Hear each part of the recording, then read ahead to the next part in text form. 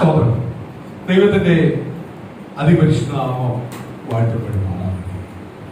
അനുഗ്രഹപ്പെട്ട ഒരു നല്ല പകലിനെ ദൈവം നമുക്കായി ദാനം ചെയ്ത ആ വലിയ ദൈവകൃപയെ ഓർത്ത് നന്ദിയോടെ ഞാൻ ദൈവത്തെ സ്തുതിക്കുന്നു, സ്തോത്രം ചെയ്യുന്നു.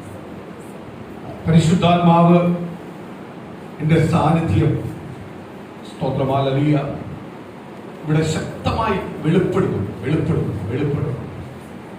ആ പരിശുദ്ധാത്മാവിന്റെ സാന്നിധ്യത്താൽ കർത്താവിന്റെ സന്നിധിയിൽ എന്ത് അപേക്ഷിച്ചാലും ആരും മറുപടി തരും.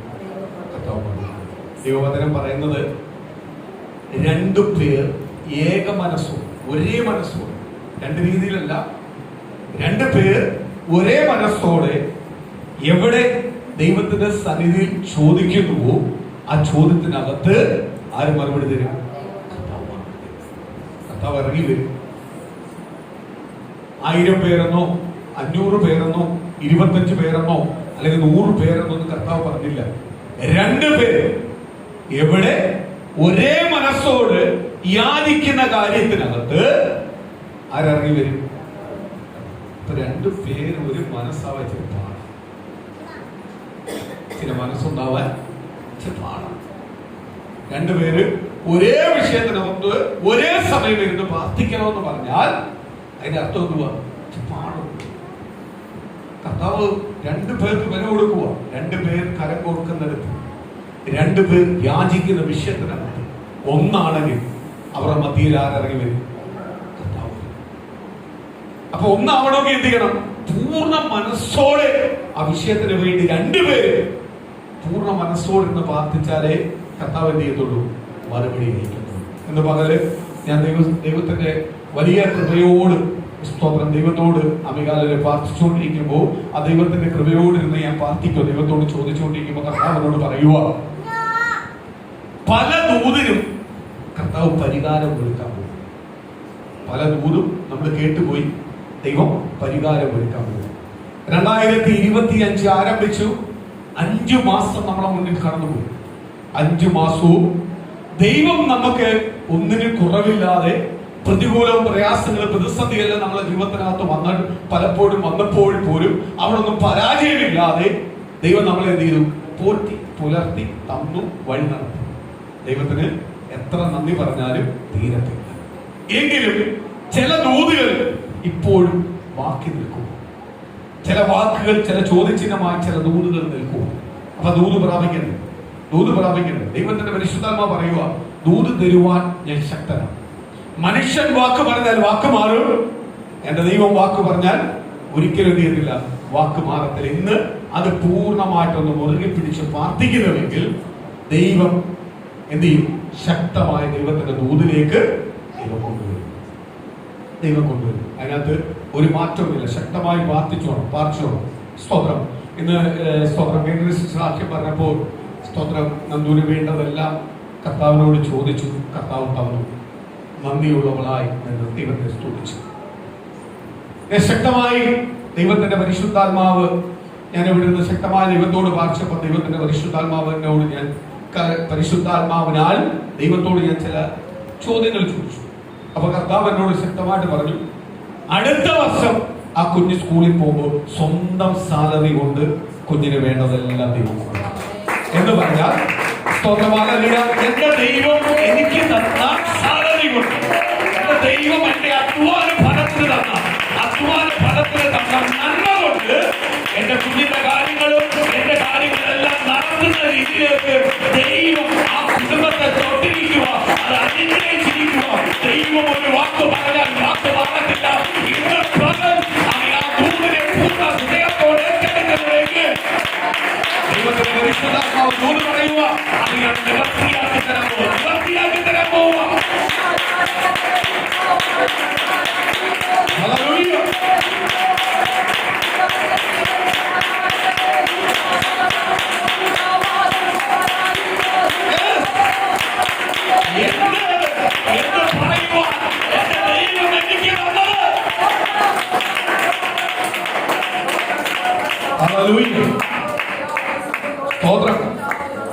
സ്തോത്രം. കണ്ണുനീരോട് അങ്ങോട്ട് മുറുകെ പിടിച്ച് അവകാശത്തോട് അധികാരത്തോട് അങ്ങോട്ട് പ്രാർത്ഥിച്ചോണം. ഞാൻ മനുഷ്യന്റെ ഫ്രണ്ടിലല്ല പ്രാർത്ഥിക്കുന്നത്. ഞാൻ മനുഷ്യന്റെ ഫ്രണ്ടിൽ പറഞ്ഞാൽ ലജ്ജിച്ചു പോത്തേ ഉള്ളൂ. ഞാൻ ലജ്ജിപ്പിക്കുന്ന ദൈവത്തിന്റെ ഫ്രണ്ടിലാണ് ഞാൻ പ്രാർത്ഥിക്കുന്നത്. ഒരിക്കലും ലജ്ജിപ്പിക്കാതെ എന്നെ അനുഗ്രഹിക്കുന്ന ദൈവത്തോടാണ് ഞാൻ പ്രാർത്ഥിക്കുന്നത്. മനുഷ്യന്റെ ഫ്രണ്ടിൽ പറഞ്ഞാൽ ഞാൻ ലജ്ജിച്ചു പോകും, ചോദിച്ചിട്ട് പോകും. പക്ഷേ ദൈവത്തിന്റെ ഫ്രണ്ടിൽ ഞാൻ പ്രാർത്ഥിച്ചാൽ എന്നെ ലജ്ജ മാറ്റി എന്നെ അനുഗ്രഹിക്കുന്ന ദൈവം.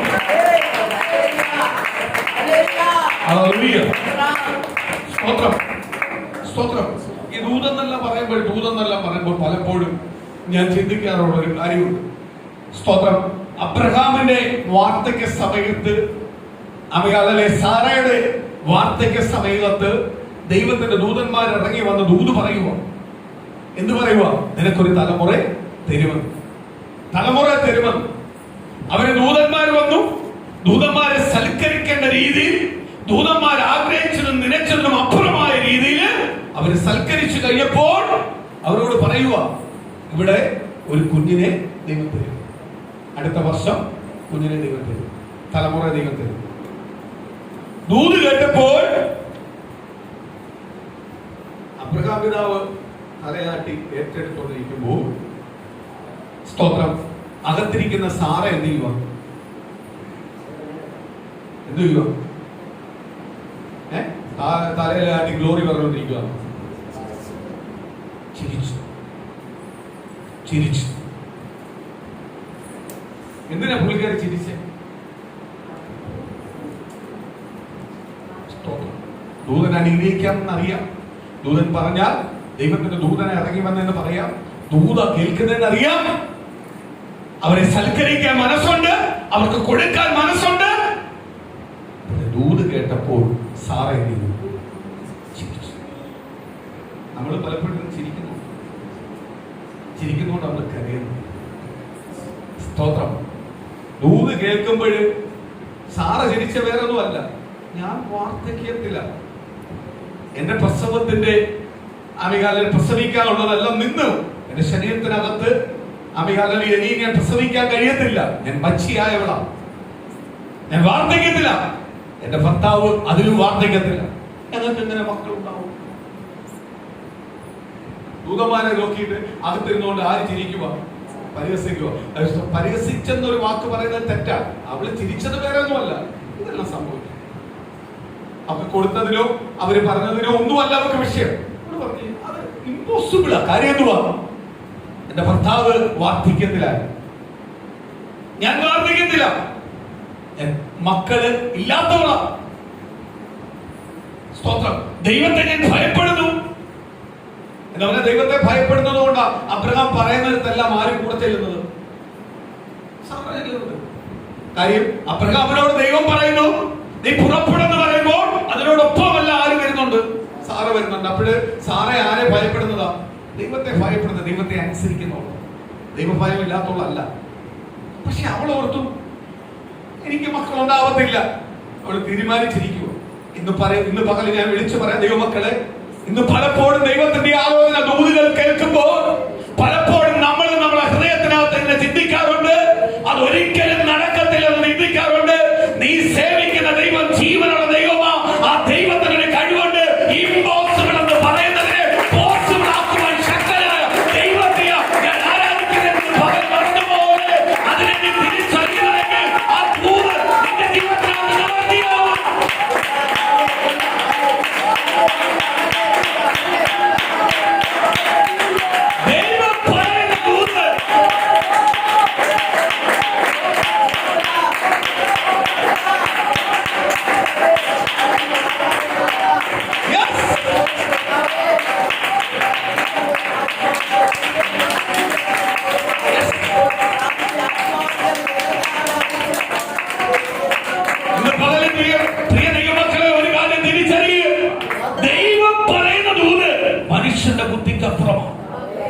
മനുഷ്യന് അസാധ്യമെന്ന് പറയുന്നതിന് ആരും തരുന്നത് ദൈവം തരുന്ന ദൂത്.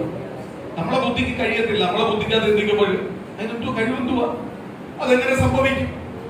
എങ്ങനെ സംഭവിക്കും? അതിനെങ്ങനെ എന്തുവാ കഴിവ്? അതിനുള്ള ക്വാളിറ്റി എന്തുവാ ഞങ്ങൾക്കുള്ളത്?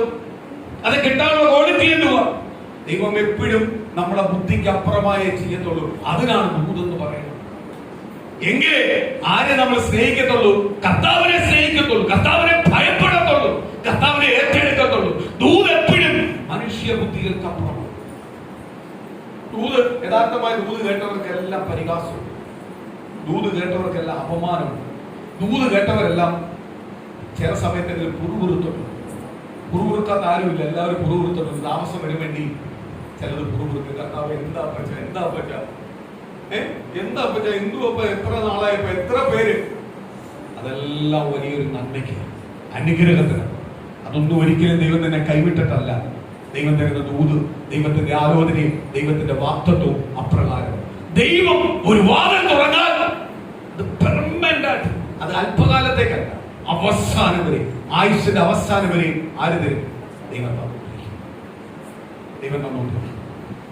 അതാണ് ദൈവത്തിന്റെ ദൈവം. അതുകൊണ്ടാണ് ദൈവവചനം പറയുന്നത്, ഒരു വാതിൽ ദൈവം തുറന്നാൽ അത് ആർക്കും അടയ്ക്കാൻ പറ്റില്ല. അപ്പൊ എന്റെ ഫ്രണ്ട് മനുഷ്യനല്ല വാതിൽ തുറക്കണം. മനുഷ്യൻ വാതിൽ തുറന്നാൽ ഞാൻ ലജ്ജിക്കപ്പെടും. പക്ഷെ ദൈവം വാതിൽ തുറന്നാൽ ലജ്ജിക്കപ്പെടുന്ന അവസ്ഥയിൽ നിന്ന് ആര് മാറ്റും? എന്റെ ദൈവം എന്നെ പുറത്തു കൊണ്ടുവരും എന്ന് വിശ്വസിക്കുന്നുവെങ്കിൽ ആ ദൈവത്തിന്റെ അനുഗ്രഹങ്ങളെ പ്രാപിക്കാൻ പറ്റും. സ്തോത്രം. നമ്മളിവിടെ ആരാധന നടത്തിയപ്പോൾ മുതൽ പരിശുദ്ധാത്മാവിന്റെ വലിയ സാന്നിധ്യം ഇരട്ടിയായി വ്യാപരിക്കും. സ്തോത്രം. ഞാൻ ദൈവത്തെ സ്തുതിക്കുക, ദൈവത്തെ നന്ദി പറയുന്നു. കാര്യം ഈ ഭവനത്തിൽ സ്തോത്രം താമസിച്ച വ്യക്തികളും തുടരെ പ്രാർത്ഥനയായി ആത്മസാന്നിധ്യം വെളിപ്പെട്ടുകൊണ്ടിരുന്നത്. സ്തോത്രം. അമേ. അതുകൊണ്ട് അവർക്ക് ദൈവീയ കാര്യങ്ങൾ ചെയ്യാൻ മുൻനിരയിലേക്ക് അവരുടെ മനസ്സ് ദൈവം കൊടുത്തത്. കാര്യം എന്തുവാ? അവർ രണ്ടുപേരും ഭയങ്കര പ്രാർത്ഥന. സ്തോത്രം. അവര് പുറമേ ഒന്നും വലിയ പ്രാർത്ഥന കാണിക്കത്തില്ല, പക്ഷെ അകത്തിരുന്ന് ശരിക്കും പ്രാർത്ഥിക്കും, കണ്ണുനീരൊഴുക്കി പ്രാർത്ഥിക്കും. പലപ്പോഴും ഞാൻ കേട്ടിട്ടുണ്ട്, ഞാൻ കണ്ടിട്ടുണ്ട്. അവർ കണ്ണുനീരൊഴുക്കി പ്രാർത്ഥിക്കും. ആ പ്രാർത്ഥനയുടെ മഹത്വമാണ് ഇവിടെ പരിശുദ്ധാത്മാവിന്റെ സാന്നിധ്യം. സ്തോത്രം. അതുകൊണ്ട് ഇങ്ങനെ ഒരു സഭ ഇവിടുന്ന് കുറച്ചു കാലങ്ങളിൽ ആരാധിക്കാൻ ദൈവം തന്നിരിക്കുന്ന കാര്യം എന്തുവാ? അവര് ദൈവത്തെ അത്രമാത്രം സ്നേഹിക്കുന്നുണ്ട്, ഭയപ്പെടുന്നു. നമ്മളെ ഭവനത്തിനകത്തും ആ ദൈവസാന്നിധ്യം ഉണ്ട്. അതുകൊണ്ടാണ് ശത്രു നമ്മളെ ഭവനത്തിനകത്ത് കയറാത്തത്. നമ്മൾ പ്രാർത്ഥിക്കുമ്പോൾ ദൈവസാന്നിധ്യം അനുഭവിക്കത്തില്ലേ? ഭവനത്തിനകത്ത് കണ്ണുനീരോട് പ്രതികൂലത്തിന്റെ മധ്യയിൽ, പ്രതിസന്ധിയുടെ മധ്യയിൽ നമ്മൾ അങ്ങോട്ട് പ്രാർത്ഥിക്കാതിരിക്കുമ്പോൾ നമ്മളെ ബലപ്പെടുത്തുന്ന ഒരു കാര്യം എന്തുവാ? നമ്മുടെ ഭവനത്തിന്റെ നായകൻ ആരാ? ക്രിസ്തു യേശുവതന. ചില ഭവനത്തിന്റെ നായകൻ ക്രിസ്തു യേശുവതനല്ല. ജഡീകമായ ചിന്തകൾ, ജഡീകമായുള്ള പ്രവൃത്തികൾ. അവിടെ ആർക്ക് പ്രവർത്തിക്കാൻ പറ്റത്തില്ല? ദൈവത്തിന് പ്രവർത്തിക്കാൻ പറ്റില്ല. ദൈവം നമുക്ക് പ്രാർത്ഥിക്കാൻ തന്നിരിക്കുന്നത് നമ്മളെ ഭവനത്തിനകത്ത് എന്തുണ്ടാവണം? ദൈവമായിരിക്കണം അതിനകത്ത് രക്ഷകൻ, ദൈവമായിരിക്കണം ആ വീടിന്റെ നായകൻ. എങ്കിൽ മാത്രമേ അവിടെ എന്ത് വെളിപ്പെടൂ? പരിശുദ്ധാത്മാവ് വെളിപ്പെടും. അവിടെ പ്രാർത്ഥിച്ചാൽ എന്ത് ചെയ്യും? നമ്മുടെ പ്രശ്നങ്ങൾ, നമ്മുടെ പ്രതികൂലങ്ങളെല്ലാം മാറ്റി നമ്മളെ ബലപ്പെടുത്തി ആര് കൊണ്ടുവരും? കർത്താവ് പുറത്തു കൊണ്ടുവരും. നമ്മുടെ ദുഃഖത്തെ ആശ്വസിപ്പിക്കുവാൻ ആർക്കേ കഴിയത്തുള്ളൂ? കർത്താവിനെ കഴിയുന്നു. ഒരു മനുഷ്യൻ വന്ന് നമ്മളോട് എത്ര വാക്ക് പറഞ്ഞാലും ആശ്വാസം വരത്തില്ല. കുറച്ച് കഴിയുമ്പോൾ പിന്നെ ദുഃഖം വരും. പക്ഷെ ദൈവം നമ്മളെ ആശ്വസിപ്പിച്ചാൽ അതിനപ്പുറത്ത് വേറൊരു ആശ്വാസം ഇല്ല. കാര്യം എന്തുവാ? ദൈവം നമ്മളെ ഉണ്ടാക്കിയതാണ്. അപ്പൊ നമ്മളെ ആശ്വസിപ്പിക്കേണ്ട കഴിവ് ആർക്കുള്ളത്?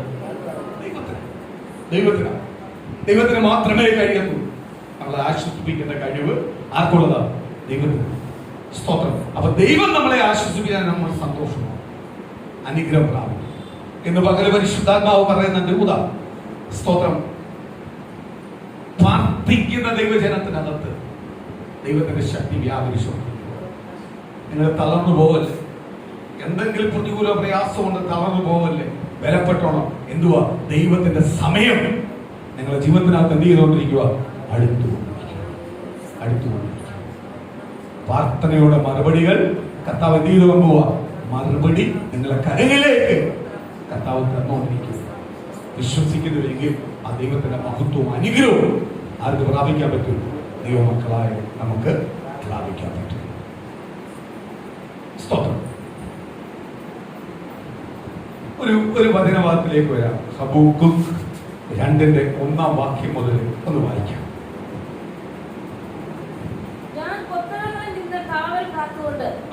അവൻ എന്നോട് എന്ത് അരുളി ചെയ്യുമെന്നും എന്റെ ആവലാതി സംബന്ധിച്ച് ഞാൻ എന്ത് ഉത്തരം പറയേണ്ടതെന്നും കാണേണ്ടതിനെ ദൃഷ്ടി വയ്ക്കും. ഒരു മിനിറ്റ്. ഹബൂഖുക്ക് എന്ന് പറയുന്ന 3 അധ്യായം അടങ്ങുന്ന 56 വാക്യങ്ങളുള്ള 3 അധ്യായം ഉള്ള 56 വാക്യങ്ങളുള്ള അമികാലി സ്തോത്രം അല്ല 56 അമികാലി സ്തോത്രമായ വാക്യങ്ങളുള്ള ഈ പുസ്തകം എഴുതിയതിന്റെ പശ്ചാത്തലം ഞാൻ പറയാം.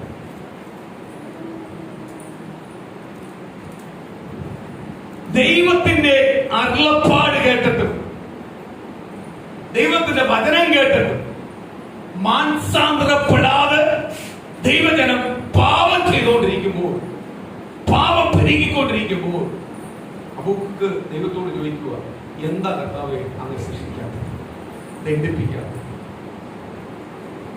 നമ്മൾ ചോദിക്കുന്ന ചോദ്യം, ദേശത്ത് പാപം നിറഞ്ഞുകൊണ്ടിരിക്കുമ്പോൾ കർത്താവ് എന്താ മറുപടി തരാത്തത്?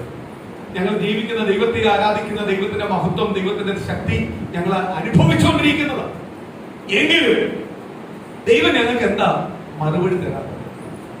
ഇത്രയും പാപം പെരുകിയിട്ട് മറുപടി തരാം.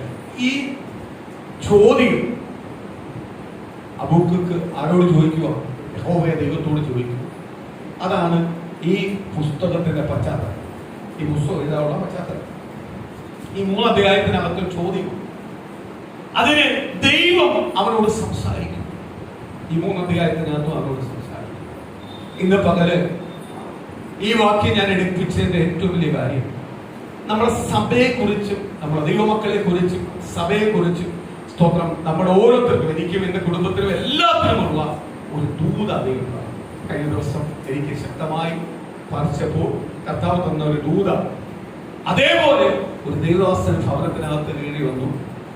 സ്തോത്രം. എൻ്റെ ഒരു കൂട്ടുകാരൻ അമികാലയിലെ സുഹൃത്ത് കടന്നു വന്ന് പ്രാർത്ഥിച്ചപ്പോഴും അദ്ദേഹം വെളിപ്പെടുത്തിയ ദൂതാണ്.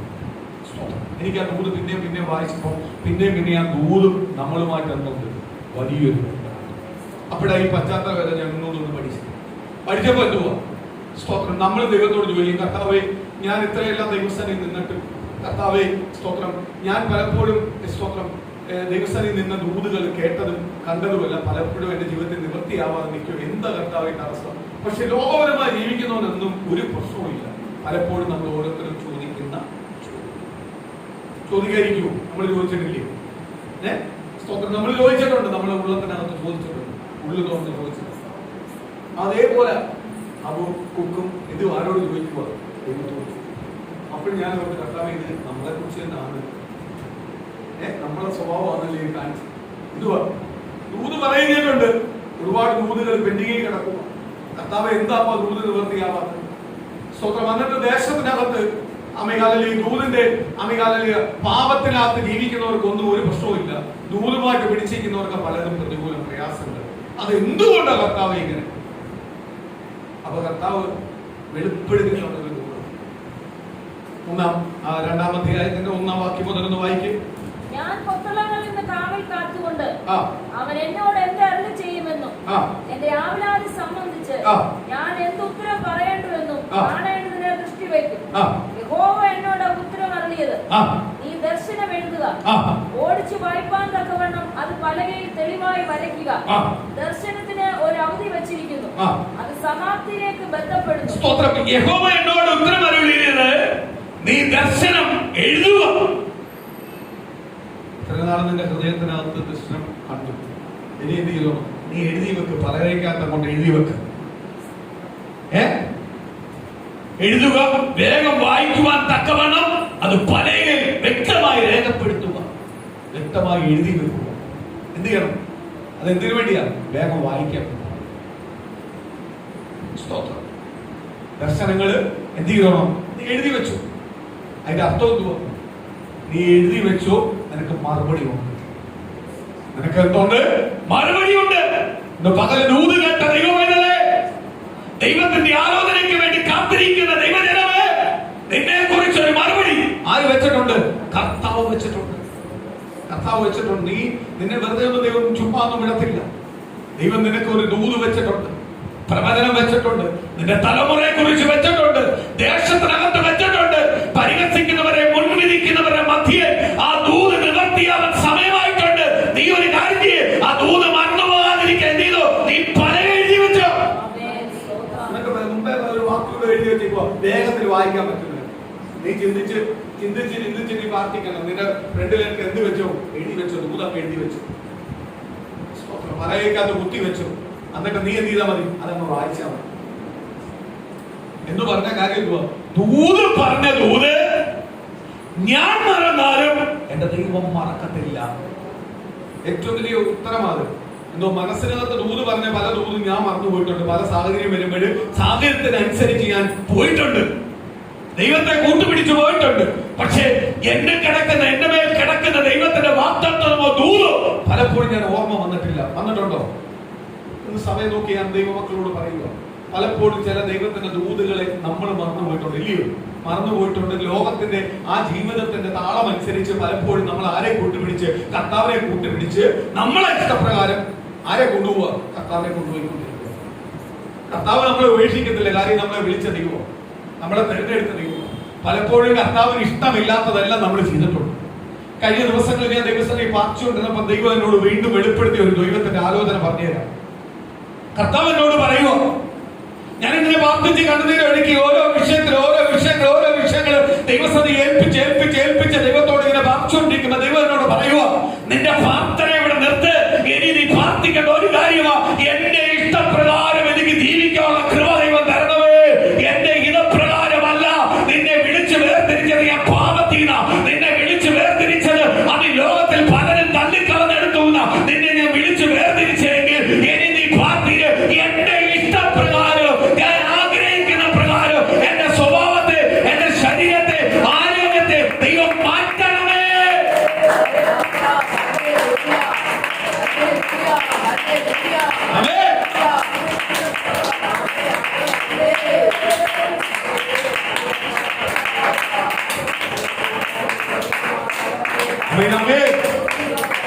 ദൂത് മനസ്സിലായോ?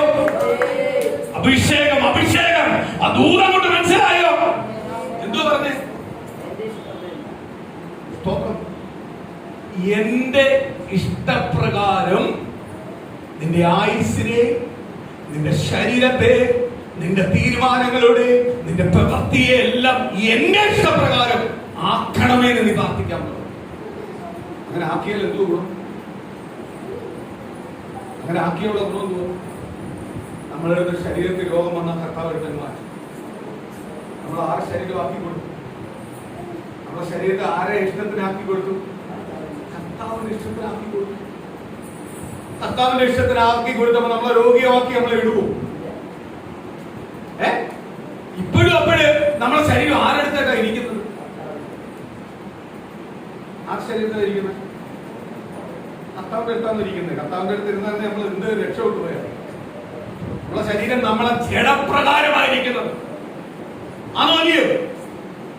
നിങ്ങൾക്ക് വിഷമം തോന്നില്ല. ഞാൻ ഉൾപ്പെടെയാ പറയുന്നത്, എന്നെ ഉൾപ്പെടെയാ പറയുന്നത്. കാര്യം എന്തുവാ? ഞാൻ കർത്താവിന്റെ സന്നിധിയിൽ വന്നത്, ഞാൻ എപ്പോഴും നിങ്ങളോട് പ്രസംഗിക്കാറുണ്ട്. ദൈവവചനം പ്രസംഗിച്ചുകൊണ്ടിരിക്കുമ്പോൾ, ദൈവത്തിന്റെ ദൂത് പ്രസംഗിച്ചുകൊണ്ടിരിക്കുമ്പോൾ കർത്താവിന്റെ രക്തസാക്ഷിയാവാൻ ഞാൻ പ്രാർത്ഥിച്ചുകൊണ്ടിരിക്കുന്നത്. എന്റെ ഓരോ രക്തവും ഓരോ തുള്ളി കർത്താവിന് വേണ്ടി വീഴുന്നതെന്നാണ് ഞാൻ ആഗ്രഹിക്കുന്നത്. കാര്യം എന്തുവാ? എനിക്ക് പൂർണ്ണ ബോധ്യമുണ്ട് എന്റെ കർത്താവ് എന്നെ ഉടനെ വിളിച്ചെടുത്തത്, തെരഞ്ഞെടുത്തത്. അവിടെ എന്റെ അപ്പനോ അമ്മയോ സഹോദരങ്ങളോ ബന്ധുക്കളോ ഒന്നും എനിക്കില്ലായിരുന്നു. അതുകൊണ്ടാ എന്റെ ബന്ധത്തെയല്ല ഞാൻ മാറ്റി നിർത്തിയിരിക്കുന്നത്. കർത്താവിന്റെ വചനപ്രകാരമാണ് ഞാൻ മാറ്റിയിരുത്തിയിരിക്കുന്നത്. കാര്യം എന്തുവാ? എനിക്ക് അതിലും വലുത് ആരുടെ ഇഷ്ടം ചെയ്യുന്നതാ? കർത്താവിന്റെ ഇഷ്ടം ചെയ്യുന്നത്. അവരുടെ ബന്ധമോ അവരുടെ സ്നേഹമോ അവരുടെ ആശ്വാസമോ എനിക്ക് വേണ്ട. എനിക്ക് ആരുടെ ആശ്വാസം മതി? കർത്താവിന്റെ ആശ്വാസം. അത് കണക്ക് പറയുന്ന ആശ്വാസമാണ്, കണക്ക് പറയുന്ന കരുതലാണ്, കണക്ക് പറയുന്ന നന്മയാണ്. അതൊന്നും എനിക്ക് വേണ്ട. എനിക്ക് വേണ്ട ആരുടെയാ? കർത്താവിനെ മതി, കർത്താവിനെ മതി. കാര്യം എന്തുവാ? എന്നെ പാപത്തിൽ നിന്ന് വിളിച്ച് എന്നെ ദൈവസ്ഥലിലേക്ക് കൊണ്ടുവന്ന് നിർത്തിയിരിക്കുന്ന ആരാണ്? ദൈവം. ദൈവം. സ്തോത്രം, സ്തോത്രം. ഇന്ന് നമ്മള് കുഞ്ഞുങ്ങളെ സ്കൂൾ തുറക്കാൻ പോവാ. സ്കൂൾ തുറക്കുന്ന കുഞ്ഞുങ്ങളെ സ്കൂളിലും ചർച്ചുകളിലും എല്ലാം കൗൺസിലിംഗ്. പണ്ട് ഈ കാലങ്ങളും ഇതൊന്നും ഇല്ലായിരുന്നു. കാര്യം എന്തുവാ? കുഞ്ഞുങ്ങൾക്ക് കൗൺസിലിംഗ് കൊടുക്കേണ്ട ഒരു കാര്യമില്ല. ഞാൻ പറയുന്ന ഒറ്റ കാര്യമേ ഉള്ളൂ. കുഞ്ഞുങ്ങൾ പരിശുദ്ധാത്മാവിനെ പ്രാപിക്കണം, അന്യഭാഷ പ്രാപിക്കണം. പരിശുദ്ധാത്മാവിന്റെ അഭിഷേകം പ്രാപിച്ച ഒരു ദൈവ പൈതലിനെ ഒരു പാപത്തിലേക്കും ഒരു ശക്തിക്കും എന്ത് ചെയ്യാൻ പറ്റില്ല, കൊണ്ടുപോകാൻ കഴിയത്തില്ല. അവന്റെ ശരീരവും മനസ്സും ആരില്ല നിൽക്കുന്നത്? ദൈവത്തിന്റെ ആത്മാവിന്. അവിടെ ലഹരി വസ്തു കൊണ്ടുവന്നാലോ അല്ലെങ്കിൽ ലോകപരമായ എന്തെങ്കിലും എല്ലാം കാണിച്ചാലൊന്നും അവരുടെ ഹൃദയം വീഴത്തില്ല. കാര്യം എന്തുവാ? അതിനൊന്നും അവരെ അടിമപ്പെടത്തില്ല. അവരുടെ മേൽ ആരുണ്ട്? പരിശുദ്ധാത്മാവുണ്ട്. പരിശുദ്ധാത്മാവുണ്ട്. ഇന്ന് തലമുറമേ പരിശുദ്ധാത്മാവില്ല. പിതാക്കന്മാരുടെ കണ്ണുനീരാണ് കിടക്കുന്നത്. ആ കണ്ണുനീരുകൊണ്ട് അവർ ഇപ്പോഴും മുന്നോട്ട് പോയിക്കൊണ്ടിരിക്കുന്നത്. പരിശുദ്ധാത്മാവ് കുറവാണ്. നമ്മളെ സഭയ്ക്കകത്ത് ഞാൻ പ്രാർത്ഥിക്കുന്നത് എന്റെ കുഞ്ഞുങ്ങൾ അഭിഷേകം പ്രാപിക്കണം, പരിശുദ്ധാത്മാവിന്റെ ശക്തി പ്രാപിക്കണം. അഭിഷേകം എന്ന് പറഞ്ഞാൽ അന്യഭാഷ മാത്രമല്ല, അവർ ശുശ്രൂഷയിൽ പ്രയോജനപ്പെടണം. അതുകൊണ്ട് കുഞ്ഞുങ്ങൾക്ക് സ്തോത്രം ഹല്ലേലൂയ 10 മിനിറ്റ് സംസാരിക്കാനുള്ള സമയം കൊടുത്തിരിക്കുന്നത്. ഓരോ കുഞ്ഞുങ്ങളും ശക്തമായി സംസാരിക്കുമ്പോൾ അവർ ആരുമായിട്ടാ ബന്ധം കൂടുന്നത്? ദൈവമായിട്ടാ ബന്ധം കൂടുന്നത്. ആ ദൈവമായിട്ടല്ലേ ഒരിക്കലും എന്ത് ചെയ്യാൻ പറ്റത്തില്ല? പാപത്തിൽ തള്ളിയിടുവാൻ കഴിയത്തില്ല. പാപത്തെ എന്ത് ചെയ്യാൻ പറ്റത്തില്ല? അവരെ തൊടുവാൻ കഴിയത്തില്ല. അവരെന്ത് ചെയ്യും? കുത്തിയിരുന്ന് പ്രാർത്ഥിക്കുന്നവരാ. അവരുടെ മേൽ ആരുടെ ബലമുണ്ട്? പരിശുദ്ധാത്മാവിന്റെ ബലമുണ്ട്. പരിശുദ്ധാത്മാവിന്റെ സാന്നിധ്യം ഉണ്ടാകും. പരിശുദ്ധാത്മാവിന്റെ വാഗ്ദാനങ്ങളാ നാളത്തെ വാഗ്ദാനങ്ങളായി തലമുറകൾ. അവരെ എന്ത് ചെയ്യും? അതേപോലെ അങ്ങോട്ട് കൊടുക്കണം. അപ്പച്ചന്മാരെയും അമ്മച്ചിമാരെയും എല്ലാം അങ്ങോട്ട് മാറ്റി നിർത്തിയിട്ട് അമികാലൊരു സ്തോത്രം സഭയ്ക്കകത്ത് അങ്ങോട്ട് ഭരണം പറഞ്ഞ് നിൽക്കുക. വീണ്ടും പറഞ്ഞിട്ട് അതിനെല്ലാം അങ്ങോട്ട് മാറ്റി നിർത്തിയിട്ട് നല്ല ജീവനെ പിള്ളാരെ അങ്ങോട്ട് ഇറക്കി വിട്ട് അവരെ അങ്ങോട്ട് ഓരോ കാര്യങ്ങൾ സഭയ്ക്കകത്ത് അങ്ങോട്ട് ഏൽപ്പിക്കണം. അവരങ്ങോട്ട് പ്രാർത്ഥനയ്ക്കകത്ത് മുൻനിരയിലേക്ക് വരും, അഭിഷേകത്തിന്റെ അകത്ത് മുൻനിരയിലേക്ക് വരും. അത് വന്നു കഴിഞ്ഞാൽ പിന്നെ എന്ത് ചെയ്യാൻ പറ്റത്തില്ല? ഒരു പാപത്തിനും ഒരു ലഹരിക്കും ഒരു ലോകപരമായ ഒരു ബുദ്ധിക്കും ജ്ഞാനത്തിനും അവരെ എന്ത് ചെയ്യാൻ പറ്റത്തില്ല? അടിമയാക്കുവാൻ കഴിയത്തില്ല. അവർ അഭിഷക്തരായിട്ട് പുറത്തു വരും. നമ്മളെ കുഞ്ഞുങ്ങളെ അതിനുവേണ്ടി ഞാൻ ട്രെയിൻ ചെയ്യുന്നത്, അതിനുവേണ്ടി ഒരുക്കുന്നത്. നമ്മളെ കുഞ്ഞുങ്ങൾ ഇന്ന ഭാഗത്ത് ഇന്ന കാര്യങ്ങൾ വരുമ്പോൾ ആ ലിസ്റ്റിനകത്ത് നമ്മളെ കുഞ്ഞുങ്ങളെ പേരുണ്ടാവത്തില്ല, ഒരിക്കലും ഉണ്ടാവത്തില്ല. കാര്യം എന്തുവാ? നമ്മളെ കുഞ്ഞുങ്ങൾ യേശുവിന്റെ രക്തത്താൽ മുദ്രയിടപ്പെട്ടതാ. ഞാൻ ഇന്ന് വരുന്ന കുഞ്ഞുങ്ങൾക്ക് വേണ്ടി പ്രാർത്ഥിക്കുന്നതാ, അഭിഷേകത്തോട് നിറയണം. കുഞ്ഞുങ്ങൾ അഭിഷേകത്തോട് നിറയണം. അവരുടെ ശുശ്രൂഷകൾ അഭിഷേകത്തോട് നിറയണം. ഇതുപോലെ ഇരട്ടിയാവണം. ഇതിനുവേണ്ടി പ്രാർത്ഥിച്ചുകൊണ്ടിരിക്കുന്ന ദൈവത്തോട്. അതുകൊണ്ട് നമ്മളെ കുഞ്ഞുങ്ങൾ എന്തും എന്ത് ചെയ്യത്തില്ല, പോകത്തില്ല. ഇതാ എല്ലാ സഭയ്ക്കകത്തും ചെയ്യേണ്ടത്. അല്ലാതെ കുറെ വയസ്സന്മാര് കയറി ഇരുന്നിട്ട് അവകാശം പറഞ്ഞുകൊണ്ടിരിക്കുകയല്ല വേണ്ടത്. തലമുറകളെ പുറത്തു കൊണ്ടുവരണം. അഭിഷേകത്തോട് ദൈവത്തോട് അടുപ്പിക്കണം. അതായിരുന്നു കഴിഞ്ഞ കാലങ്ങളിൽ പിതാക്കന്മാർ ചെയ്തുകൊണ്ടിരുന്നത്. ആ പിതാക്കന്മാർ ചെയ്തുകൊണ്ട് സഭകൾ അനുഗ്രഹപ്പെട്ടത്, തലമുറകൾ അനുഗ്രഹപ്പെട്ടത്. പക്ഷെ ഇന്നത്തെ തലമുറകൾ അനുഗ്രഹപ്പെടുന്നില്ല. തലമുറകൾ പകുതി ലോകപരമാണ്. സ്തോത്രം. ഒരു സ്തോത്രം മൊബൈലിനകത്ത് ഒരു DP ഇട്ടാൽ ഒരു സ്തോത്രം എന്തെങ്കിലും പരിപാടി ഇട്ടാൽ അതിനിട്ടേക്കുന്ന ട്യൂൺ എന്തുവാന്നറിയാമോ? എന്തുവാ? കുറെ കൂത്ത് സിനിമ പാട്ടും എല്ലാം ഇട്ടേക്കുന്നു. ഇവരെല്ലാം സമയഭേദത്തിലായിട്ട് കൊടുക്കണം. പൈസ വിഷമം തോന്നാറുണ്ട്. ദൈവവൈദ്യര അങ്ങോട്ട് ഇടുമ്പോഴെന്തുവാ? ഞാൻ ആ പാട്ടൊന്നും പാടുന്നില്ല. പാട്ടെല്ലാം പാടാൻ എന്നെ കൊണ്ട് പറ്റത്തില്ല. അതുകൊണ്ടേ പറയുക, പുതിയ തലമുറയുടെ പാട്ടുകൾ ഇതെല്ലാം ഈ താളമല്ല വീഴുന്നത്. എന്നിട്ടാണ് വലിയ വിശ്വാസികളെ മക്കളാണെന്നാ പറയുന്നത്. മക്കളെ ഞാൻ ഒരു കാര്യം പറയാം, ഒരു വിശ്വാസിക്ക് കുറഞ്ഞത്, ഞാൻ എന്റെ രീതിയെ പറയുക, കുറഞ്ഞത് 1 മണിക്കൂറെങ്കിലും പ്രാർത്ഥന വേണം ഓരോ വിശ്വാസം. സ്തോത്രം ഹല്ലേലൂയ. ദൈവദാസനാകുമ്പോഴേ 2 മണിക്കൂർ വേണം. 1 മണിക്കൂർ എന്ന് പറയുന്നത് 2 മണിക്കൂർ കാണും. സ്തോത്രം. അതുപോലെ കുഞ്ഞുങ്ങൾക്ക് കുറഞ്ഞത് ഒരു ദിവസം 1/2 മണിക്കൂറെങ്കിലും ഒരു പ്രാർത്ഥന ഉണ്ടാവും. ഈ കുഞ്ഞുങ്ങളെ ഒന്നും ആർക്ക് തൊടാൻ പറ്റത്തില്ല, ഒരു ലഹരിക്കും തൊടാൻ പറ്റത്തില്ല. ഒരു സ്തോത്രം. ഇന്ന് ഞാൻ എപ്പോഴും പ്രസംഗിക്കുന്ന ഒരു വിഷയമാണ്, ഈ ലഹരിക്ക് ക്ലാസ് എടുക്കുന്ന എല്ലാം ലഹരിയുടെ മെയിൻ ആളാ ലഹരിക്ക് ക്ലാസ് എടുക്കുന്നത്. ഇവരെ എടുത്തിട്ട് എന്തു കാര്യം? എടുത്തിട്ട് കാര്യം? ലഹരി ഉപയോഗിക്കാത്തവരെ ലഹരിയെ പറ്റി പറയാൻ പറ്റത്തുള്ളൂ. ലഹരി ഉപയോഗിച്ചുകൊണ്ടിരിക്കുന്നവർ ലഹരിയെ പറ്റി പറയാൻ പറ്റൂ. അതുകൊണ്ട് എനിക്ക് ഉറപ്പാ, നമ്മളെ കുഞ്ഞുങ്ങൾക്ക് കൗൺസിലിംഗ് ഒന്നും ആവശ്യമില്ല. നമ്മുടെ കുഞ്ഞുങ്ങൾ അഭിഷക്തരാ, അവർ പരിശുദ്ധാത്മാവിൽ നിറയുന്നവരാ, അവർ കർത്താവിന്റെ നാമം പ്രസംഗിക്കുന്നവരാ, അവർ കർത്താവിന് വേണ്ടി പ്രയോജനമുള്ളവരാ. അവരുടെ മേൽ എന്ത് ചെയ്യത്തില്ല? ഒരു ശത്രു എന്ത് ചെയ്യത്തില്ല? ദൃഷ്ടി വെക്കുവാൻ ആര് സമ്മതിക്കത്തില്ല? കർത്താവ് സമ്മതിക്കത്തില്ല. സ്തോത്രം. കർത്താവ് സമ്മതിക്കത്തില്ല. ഞാൻ പറഞ്ഞു, ദൈവത്തോട് വാർച്ചവൻ ദൈവനോട് പറയുക, നിന്റെ ശരീരവും മനസ്സും നിന്റെ ആരോഗ്യവും എല്ലാം എന്റെ ഹിതപ്രകാരമാവാൻ വേണ്ടി പ്രാർത്ഥിക്കും. സ്തോത്രം. ഞാനത് കേട്ടു. ഞാൻ ആ പ്രാർത്ഥിക്കാൻ തുടങ്ങിയപ്പോൾ എന്റെ ശരീരത്തിനകത്ത് ഉച്ച മുതൽ ഉള്ളങ്കാലം വരെ ഇതുവരെ അനുഭവിക്കാത്ത ഒരു പരിശുദ്ധാത്മാവിന്റെ തേജസ് അനുഭവിക്കാൻ തുടങ്ങി. സ്തോത്രം. എന്നെ തന്നെ ബലപ്പെടുത്താൻ തുടങ്ങി, ശക്തീകരിക്കാൻ തുടങ്ങി. ഞാൻ ഇന്ന് ആലോചിച്ചപ്പോൾ പറയുവാൻ ദൈവത്തിന്റെ പരിശുദ്ധാത്മാവ് പറയുന്ന സത്യമായ ദൈവത്തിന്റെ ദൂത് എന്തുവാ? ദൈവത്തിന്റെ ആത്മാവ് പ്രകാരം കർത്താവ് ആഗ്രഹിക്കുന്ന പ്രകാരം എന്റെ ശരീരം മാറുന്നുവെങ്കിൽ, കർത്താവ് ആഗ്രഹിക്കുന്ന പ്രകാരം എന്റെ മനസ്സ് മാറുന്നെങ്കിൽ, കർത്താവ് ആഗ്രഹിക്കുന്ന പ്രകാരം എന്നെ തന്നെ പൂർണ്ണമായി കർത്താവിലേക്ക് മാറ്റുന്നുവെങ്കിൽ എന്റെ ശരീരം രോഗം കൊണ്ട് ബന്ധിക്കപ്പെടത്തില്ല, എന്റെ ശരീരം കൊണ്ട് മാനസികമായി തകർക്കപ്പെടത്തില്ല, എന്റെ ശരീരം ഒരിക്കലും ജഡത്തിന്റെ സുഖത്തിന് വേണ്ടി പോകത്തില്ല, ജഡത്തിന് എതിരായിരിക്കും എന്റെ ശരീരം. ഞാൻ എന്നെ ആരാ വീണ്ടെടുത്ത്? മക്കളോർത്തോ, നമ്മളെ ആരാ വീണ്ടെടുത്ത്? കർത്താവാ. കർത്താവ് വീണ്ടെടുത്ത ഈ ശരീരം അപ്പൊ ആരാ പ്രവർത്തിക്കേണ്ട ഈ ശരീരത്തിനകത്ത്? കർത്താവാ പ്രവർത്തിക്കുന്നത്. നമ്മൾ പ്രാർത്ഥിക്കുന്നുണ്ടോ? ദൈവമേ, എന്നെ വീണ്ടെടുത്ത ദൈവമേ, ഞാൻ എന്താണ് ഉള്ളത്, ഞാൻ എന്താ എന്റെ കുടുംബം ഉള്ളത്, അങ്ങയുടെ സന്നിധി ഇരിക്കാൻ എന്താ യോഗ്യത, ഇതെല്ലാം പറഞ്ഞാലും നമ്മുടെ ശരീരവും മനസ്സും എല്ലാം കൂടുതലും എവിടെ ഇരിക്കുന്നത്? ജഡത്തിലായിരിക്കും, ജഡത്തിന്റെ ചിന്തകളിലായിരിക്കുന്നത്. ജഡത്തിന്റെ ചിന്തകൾ മൊത്തം വേദനപ്പെടുന്നത്, അതിനകത്ത് വിടുതലില്ല. ജഡത്തിന്റെ ചിന്തകളിൽ നിന്ന് എന്റെ ദൈവം എന്നെ പുറത്തു കൊണ്ടുവന്നതാണ്. എന്റെ ശരീരവും എന്റെ മനസ്സും എന്റെ ജീവനും എന്റെ പോക്കും വരവും എല്ലാം ഞാൻ ദൈവത്താല, ദൈവം പറയുന്നത് മാത്രം ചെയ്യുവാൻ ആഗ്രഹിക്കുന്നത്, ദൈവഹിതപ്രകാരം മാത്രമായിട്ടത് നിറയ്ക്കണം. അപ്രകാരമുള്ള ബുദ്ധി ജ്ഞാനം എന്റെ മേൽ പകരണം. പാരമ്പര്യങ്ങളെല്ലാം എന്നിൽ നിന്ന് വിട്ടുമാറണം. അത് പ്രാർത്ഥിക്കണം ദൈവമക്കളെ. ദൈവം നമ്മുടെ ശരീരത്തിന് എന്ത് ചെയ്യും? ഇരട്ടി ബലം തരും, ഇരട്ടി ശക്തി തരും, ഇരട്ടി അനുഗ്രഹം തരും. മനസ്സിന് ശരീരത്തിന് അത് എന്ത് ചെയ്യുന്നുണ്ടാവും? സമാധാനം പാടും. സ്തോത്രം. നമ്മൾ വായിച്ച വചനഭാഗം പറയുക, നീ ദർശനം കണ്ടിട്ട് എന്ത് ചെയ്യണം? ദർശനം കണ്ടിട്ട് നീ ഇങ്ങനെ പറഞ്ഞുകൊണ്ടിരിക്കണ്ട, നീ ഇങ്ങനെ ചോദിച്ചുകൊണ്ടിരിക്കണം. നീ എന്തിനാ മതി? അത് പലകെ അങ്ങോട്ട് എഴുതുക. എന്നിട്ട് നീ വായിച്ചാൽ മതി. പ്രൈസലോ, വായിച്ചാൽ മതി. ഞാൻ ഒരു കാര്യം പറയാം. ബൈബിള് കുറഞ്ഞ സ്തോത്രം ഒരു ദിവസം കുറഞ്ഞത് ഒരു അരമണിക്കൂറെങ്കിലും ബൈബിൾ വായിക്കാൻ കഴിയുള്ളൂ. നിങ്ങൾക്കൊന്നും മനസ്സിലാവത്തില്ല, ചില കാര്യങ്ങളൊന്നും മനസ്സിലാവത്തില്ല. നിങ്ങൾ വായിച്ചു നോക്കൂ, മനസ്സിലാവണ്ട. ചില സമയങ്ങളിൽ മനസ്സിലാവാത്തത് കത്തി, അപ്പോഴും കത്തത്തില്ല. സ്തോത്രം. ഇതിങ്ങനെ മനസ്സിൽ കിടക്കും. കുറച്ച് കഴിയുമ്പോഴേക്കും ഒരു മെസ്സേജ് വരുമ്പോഴായിരിക്കും ഇത് കയറി കത്തും. അയ്യോ, ഞാനത് വായിച്ചു കാണുമല്ലോ, അത് കത്താൻ തുടങ്ങും. കാര്യം എന്തുവാ? ഈ വചനമൊന്നും എന്ത് ചെയ്യുന്നില്ല, കത്താതെ പോകത്തില്ല. ഇതെല്ലാം തീയറ സാധനമാണ്. പരിശുദ്ധാത്മാവന എഴുതിയ തീയറ സാധനമാണ്. ഈ തീയറ സാധനം വെറുതെ പോകുന്നില്ല. ശരീരത്തിനകത്ത് ചിലപ്പോൾ നമുക്ക് ഓർമ്മ കാണത്തില്ല, പക്ഷെ ഓർമ്മപ്പെടുത്തേണ്ട സമയത്ത് ഇത് എന്ത് ചെയ്യും? ഈ വചനം എന്ത് ചെയ്യും?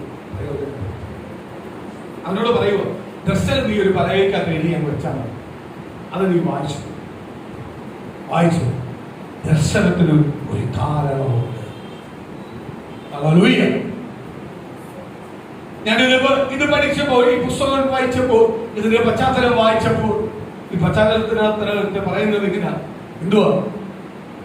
ദൈവം ദൂത് പറഞ്ഞിട്ട് ദൂത് നിവർത്തിയാവാതെ ജനം മുഴുവനും ദൈവത്തെ വിട്ട് പാപം ചെയ്യുന്നു. ഇവരെയൊന്നും കർത്താവ് സൃഷ്ടിക്കുന്നില്ല. എന്താ അവരെ കർത്താവ് കണ്ടിട്ട് മൗനമായിരിക്കുന്നു? അപ്പൊ ദൈവത്തിന്റെ ഈ ആത്മാവ് ഈ വചനത്തിനകത്ത് അവൻ സംസാരിക്കുന്ന ഒരു ഭാഗമുണ്ട്. ദൈവം അരുളപ്പാട് കൊടുക്കുന്നുണ്ട്. സ്തോത്രം. കർത്താവ് സൃഷ്ടിച്ച ഒരു വ്യക്തിയും ഒരു ഭാവിയും കർത്താവ് നശിപ്പിക്കുവാൻ ആഗ്രഹിക്കുന്നില്ല. അവരെ എല്ലാം വീണ്ടെടുക്കുവാൻ ആരാഗ്രഹിക്കുന്നത്? കർത്താവ് ആഗ്രഹിക്കുന്നു. അതുകൊണ്ട് സമയം അവർ ചെയ്ത തെറ്റിന് അടി കൊടുക്കാതെ അവരെ പിന്നെ അവർ ചെയ്ത തെറ്റുകൾക്കൊന്നും അടി കൊടുക്കാതെ ദൈവം കണ്ണടച്ചുകൊണ്ടിരിക്കുന്നത് കർത്താവ് കാണാത്തത് കൊണ്ടല്ല, കർത്താവ് കേൾക്കാത്തത് കൊണ്ടല്ല. കർത്താവ് എന്ത് ചെയ്തേക്കുക? അവരെ വിട്ടുകൊടുത്തേക്കോ. കാര്യം എന്തുവാ? മടങ്ങി വരുമെന്ന് ഓർത്തോ. പാപത്തെ അവർക്കൊരു ദിവസം വെളിപ്പെടുത്തും. അവർ പാപത്തെ മനസ്സിലാക്കും. അവർ ദൈവത്തിന്റെ സ്നേഹത്തെ തിരിച്ചറിയും. അവർ മടങ്ങി വരുമെന്ന് ഓർത്തോണ്ട കർത്താവ് എന്ത് ചെയ്യേണ്ടത്? അടിക്കുക. കർത്താവ് അടിക്കാൻ നിന്ന് കഴിഞ്ഞാൽ പോയി. സ്തോത്രം. കർത്താവ് അടിക്കാൻ നിന്ന് കഴിഞ്ഞാൽ എന്ത് ചെയ്തു? പോയി. നമ്മുടെ കുടുംബത്തിനകത്ത് തന്നെ ചിലരോട് ദൈവത്തെ അറിയാതെ എത്ര പ്രാർത്ഥിച്ചാലും ദൈവനാമത്തെ ദുഷിച്ചുകൊണ്ടിരുന്നു കഴിഞ്ഞാൽ നമ്മൾ അവരെ അടിക്കാറില്ല എന്ന് പറയുന്നത് എന്തുകൊണ്ടാണ്? അടിച്ചു കഴിഞ്ഞാൽ അനുഭവിക്കേണ്ട ആരാ?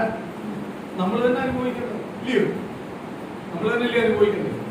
നമ്മുടെ കുടുംബത്തിനകത്ത് കർത്താവ് അവരെ അടിക്കല്ലേ, അവരെ തൊടല്ലേ, ദൈവമേ അവരെ കൊണ്ടുവരണേ പ്രാർത്ഥിക്കുക. ദൈവം അങ്ങനെ നമ്മളെ പഠിപ്പിച്ചിരിക്കുന്നത്. അവരെ രൂപാന്തരപ്പെടണേ, മാനസാന്തരപ്പെടണേ, അവർക്ക് അടി കൊടുക്കണേ എന്നല്ല നമ്മൾ പ്രാർത്ഥിക്കുന്നത്. അവര് മാറി വരണം. അവർ ദൈവത്തെ അറിയണം. കാര്യം എന്തുവാ? ദൈവം പറയുക, സ്തോത്രം. ഈ പുസ്തകത്തിനകത്ത് വായിക്കുമ്പോൾ ദൈവം പറയുക, സ്തോത്രം, ഞാൻ അടിക്കാത്തത് വേറെ ഒന്നുമല്ല, അവരെ എനിക്ക് വേണ്ടി പ്രയോജനപ്പെടുത്തണമെന്ന് ഞാൻ ആഗ്രഹിക്കുന്നുള്ളതാണ്. ഒരു പ്രയോജനമല്ല, ഒരു പാവത്തിൽ പോയിക്കുക. പക്ഷേ ദൈവം അടുത്ത വാക്യത്തിനകത്ത് പറയുക, ദർശനത്തിനൊരു സമയമുണ്ട്. ഇതിനെല്ലാം ഒരു സമയമുണ്ട്. ആ സമയം കഴിഞ്ഞു കഴിഞ്ഞാൽ അടി ഉറപ്പാണ്. പിന്നെ എന്ത് ചെയ്യാൻ പറ്റത്തില്ല,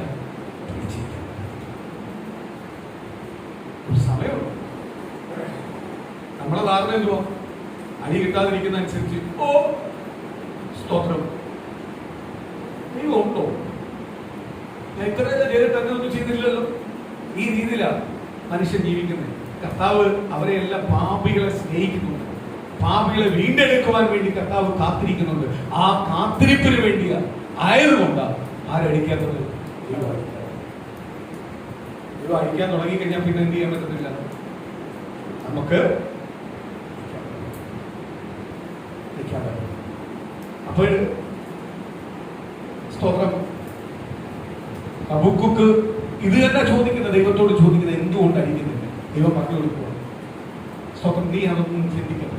നീ എന്ത് ചെയ്യാൻ മതി, നിനക്ക് കിട്ടിയിരുന്ന ദർശനത്തെ എഴുതി വെക്കുക, ഒരു പലകേക്കത്ത് എഴുതി വെക്കുക, എന്നിട്ട് നീ വായിക്കും. കാര്യം നിനക്ക് തന്ന ദർശനം നീ മറന്നാലും ആരും മറക്കത്തില്ല.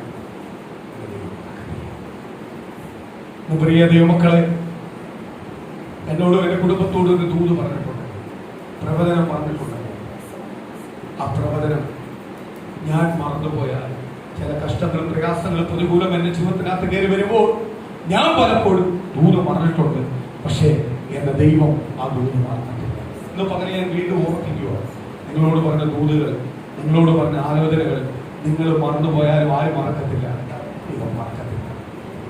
ദൂത് ഞാനും എൻ്റെ കുടുംബത്തെയും പ്രാപിക്കും, ഞാനും എൻ്റെ കുടുംബം പ്രാപിക്കും.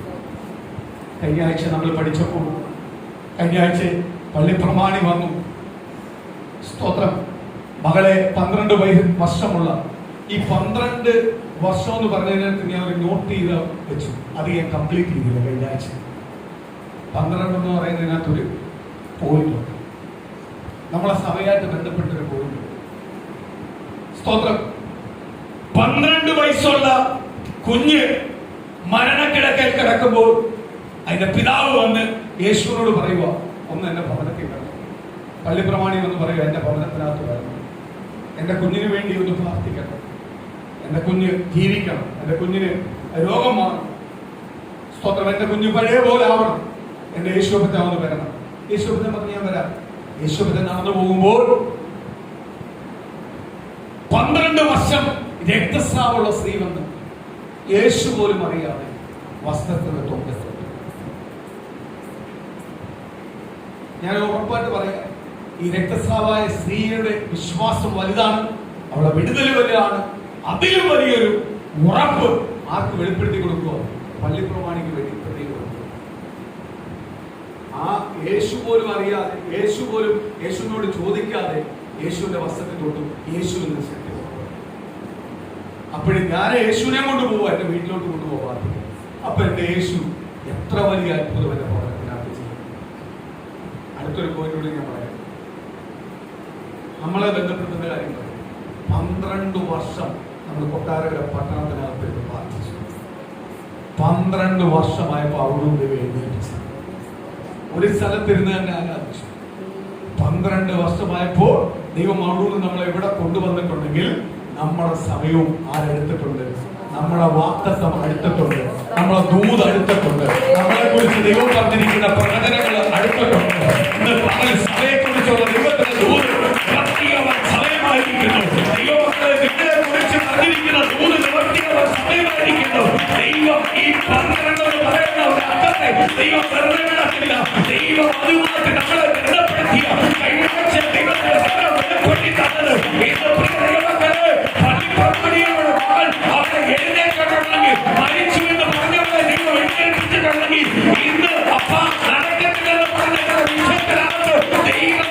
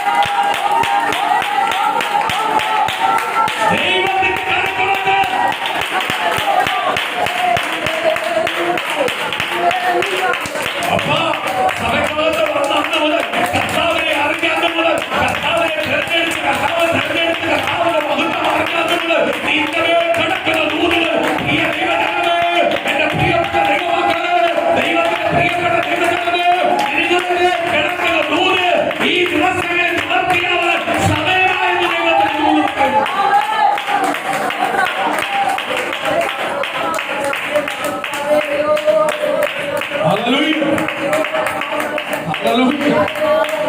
എന്റെ കുടുംബത്തിനകത്ത്, എന്റെ തലമുറമേൽ, എന്റെ സഭയ്ക്കകത്ത്, ദൈവദാസന്റെ മേൽ, ദൈവദാസന്റെ കുടുംബത്തിനകത്ത്, ദൈവമക്കളോരും കുടുംബത്തിനകത്ത്, ദേശത്തിനകത്ത്, ഭവനത്തിനകത്ത്, ജോലി കാര്യങ്ങളിന്മേൽ, സാമ്പത്തിക കാര്യങ്ങളിന്മേൽ, ആരോഗ്യ കാര്യത്തിനകത്ത് ദൈവദൂതൻ നിവർത്തിയാകുന്നു.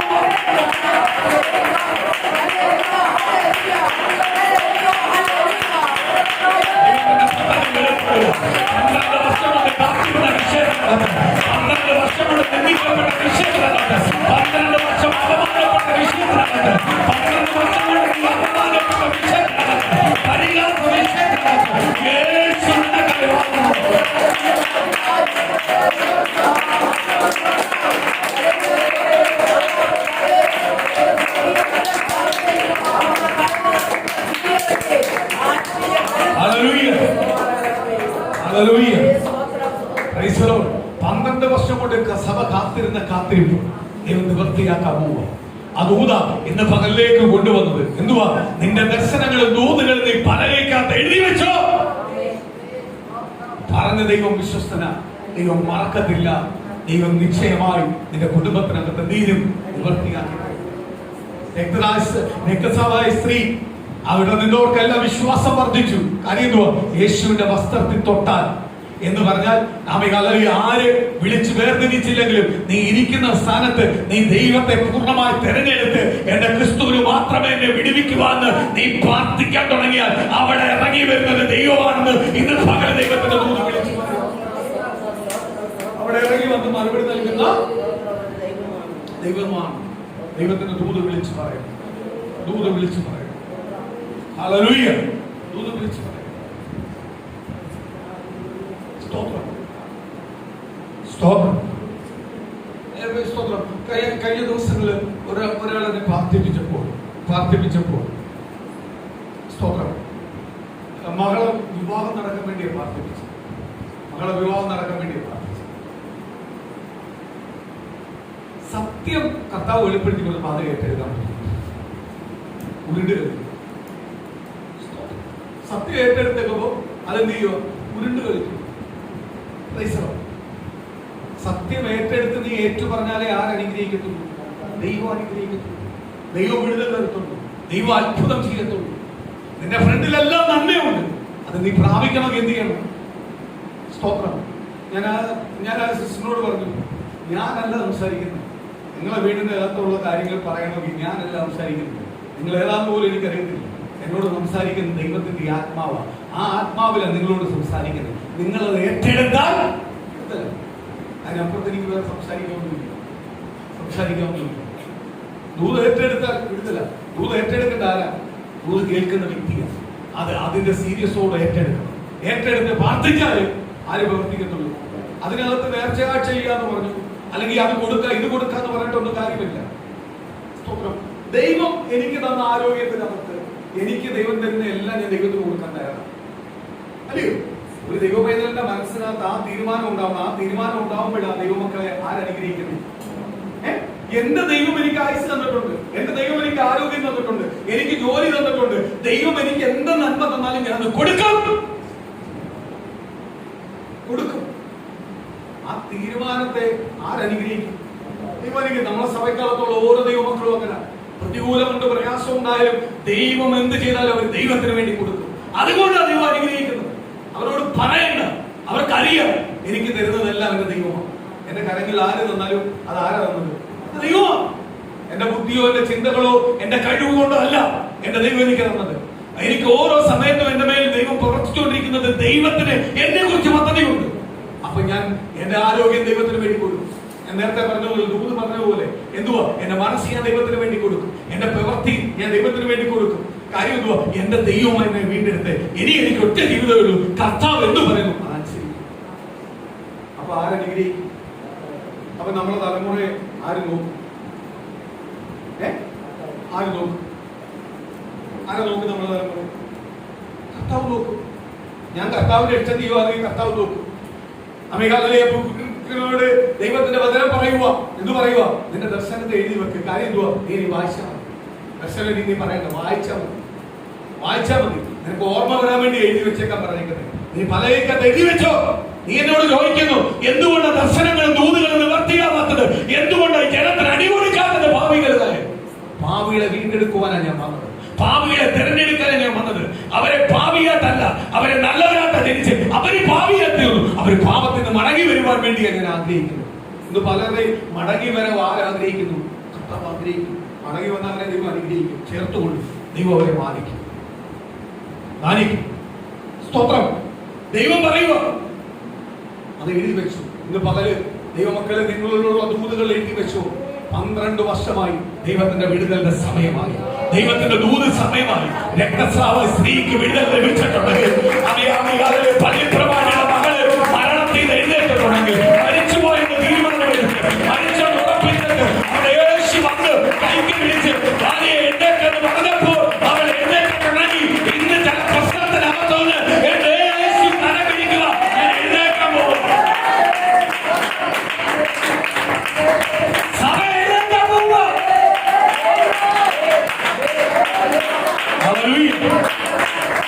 സഭ എഴുന്നേക്കാൻ പോകും. സഭ എഴുന്നേക്കാൻ പോകും.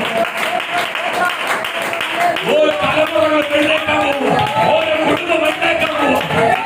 കേട്ടോണ്ടിരിക്കുന്ന പ്രിയ ദൈവമേ, തീർച്ചയായും എന്റെ ഹൃദയത്തിനകത്ത് ദൈവം അനുഗ്രഹിക്കുക.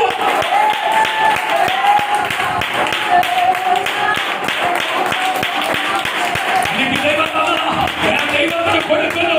അവർ നിശ്ചയമായി അനുഗ്രഹപ്പെട്ടു. ദൈവം പറയുന്ന അമർത്തി കുറുക്കിയ പതിവ് ദൈവം പച്ചവെള്ളം കൊടുത്തപ്പോൾ പ്രതികരണത്തിന് ദൈവം എന്റെ ഹൃദയത്തെ കണ്ടിരിക്കുക, എന്റെ കുടുംബത്തെ കണ്ടിരിക്കുക. ദൈവം തന്നെ എന്റെ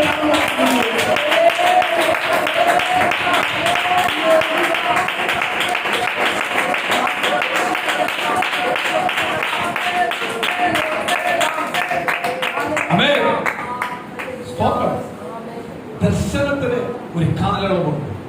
കർത്താവ് പറഞ്ഞ ദർശനത്തിന് ഒരു കാലയളവ് വെച്ചിട്ടുണ്ട്.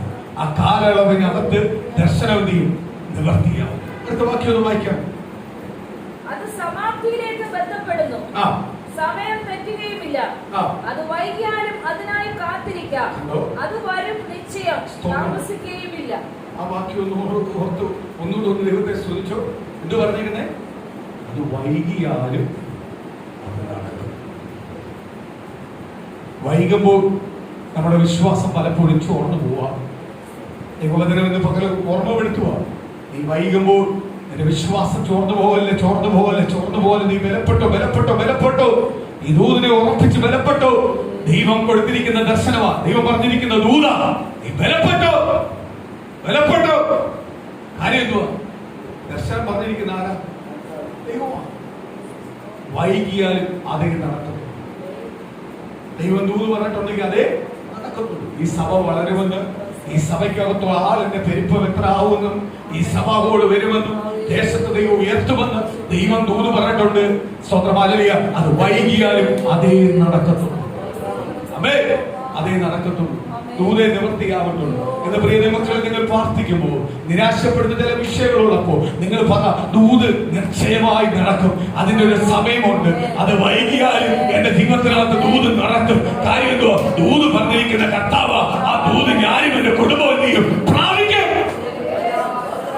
ഉറച്ചോണം, ബലപ്പെട്ടോണം. ഇത് കേട്ട് എഴുന്നേക്കുന്നത് ഇന്ന് ദൂത് പ്രാപിച്ച് എഴുന്നേക്കാവും. ചുമ്മാ നിന്ന് വെറും കൈയോട് ഇവിടുന്ന് മടങ്ങിപ്പോവല്ലേ. ദൂത് പ്രാപിക്കാനാണ് നിൽക്കുന്നേ. ദൂത് പ്രാപിക്കാനാണ് ദൈവം വിളിച്ചിരിക്കുന്നത്. ഇന്ന് പകലൊന്ന് ഓർത്തോ.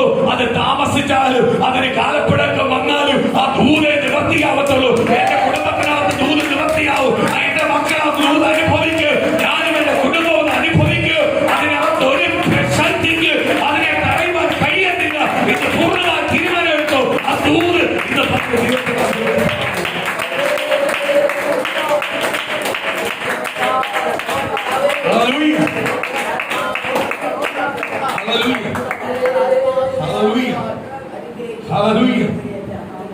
ദൈവം സ്തോത്രം. ഹല്ലേലൂയ.